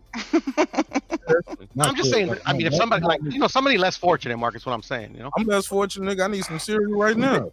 Hey, check it out. No. Let him send you the probably making all kinds of money. No, let him send you the Instacart request, right? And then you just order from everywhere in New Orleans, so Canal and Bourbon Street to his house. I'm gonna be like that homeless man. I'm gonna refuse that order. Like, nah. Oh, you got me weak tonight. You was so dumb, Mark. You was dumb. Look, it was a lady though sitting in Willie. She gave him her chicken box. She just handed it to him. That was nice of her. Excuse me. Nigga, that was strong on robbery. That's strong on robbery. Man. Like he walked up. That was soft arm robbery. Soft arm. Man, he went up to that lady. Was like, "Excuse me, ma'am, you got some chicken? Can you spare some chicken?" And I was sitting there like, she gonna say no. She was like, she said something to him, and he said, "I don't give a fuck." She must have said I already ate off of it. He was like, shit, I don't give a fuck. I mean, you got something left right there. Like, nigga, you can't be over me while I'm eating, telling me I still got some meat left on the bone and all that. I'll take care of that for you. Nigga, you are not the family dog. I don't even, you don't get the fuck away from my and you smell pissy too. Get away from my food. I got 4 words for you, Mark. La hambre es canija. Translated, hunger is a motherfucker. So I will never deny somebody that's hungry food. What if you still eating though? Like they can come up to you while you eating and say, "Man, let me get the rest of that." Yes. But the restaurant is literally right there. Ask the manager of the restaurant. And I understand where you're coming from, Mark. I just can't deny anybody food, bro. I just can't deny anybody food. But you can point them to the right direction, though, right? Like, hey, look, just turn around. Look over. If I had no food to give them, yes, I would do that. You better than me, man. Hey, man, my Eddie parents like went through poverty, like actual poverty, like going like fucking like weeks without eating. So like, you know, I never did it, but I understand it. Yeah. You taking all the fun out of this, Pure. Never mind. I know, my bad. I just wanted to, like, you know, just in case somebody's listening, it's like, you know, like, yeah, you know, I just think that's nice. That's a nice thing to do. But my bad. Took all the fun off the jokes now, man. My bad. Mark. No. But look, what? But I told my wife, I said, would have been funny, like, if she gave him the chicken, he walked like 3 feet and was like, what? I don't eat no damn dark meat, and threw the plate down. Yeah, that would have been funny, but I bet it's happened before somewhere in the world. Can you be a homeless person and be like, I don't eat pork? Like somebody be like, hey man, let me give you something right here. I got this right here. Nah, I don't eat pork. Can you be homeless and hungry and talk about what you do and don't eat? But nah, man, I don't. I'm a vegetarian. I'm gonna say no because you're being picky. How hungry are you? Can you be like, nah, I'm gluten free, man? Nah, is that gluten free? Yeah, I call cap, bro. Yo, you can't be out there talking about gluten free, talking about I'm hungry and homeless, huh? Yeah, it's like all right. Sounds like you need to change your dietary restriction, bro, because you ain't gonna eat. Yo, man, the best line I ever heard Lil Wayne. Well, not the best line, but one of the illest lines Lil Wayne said. He said, "Say they want to eat because they ain't ate nothing. Then they want to leave when you say you out of mustard." Like, bars. All right. That's it, man. That's it for me, man. I hope y'all enjoyed this one, man. I hope y'all was entertained. Hopefully y'all got some information, got some good boxing talk in, and got a lot of laughs in. Shit, what else? What we got coming up this week other than Canelo and Charlo? Who else fighting this week? Let's see. I think there's another fight. I'm just forgetting, or maybe that is the only one. I don't remember. Man, I never dropped my Joe Joyce interview. I'm gonna drop it now. Then he don't got knocked out. Yeah. You know, I call Zhang. I call him the Chinese Ken Norton right now. Oh yeah, what you think about that fight, Mark? I haven't asked you since it happened. Shit, was it a fight? Didn't he? Yes, He knocked him out in the third round. Like, yeah, called it too. I picked the third round. I picked 1, 2, 2, 3. Really? You called it early? Mm-hmm. Like Yeah, because the first fight he got rocked. He got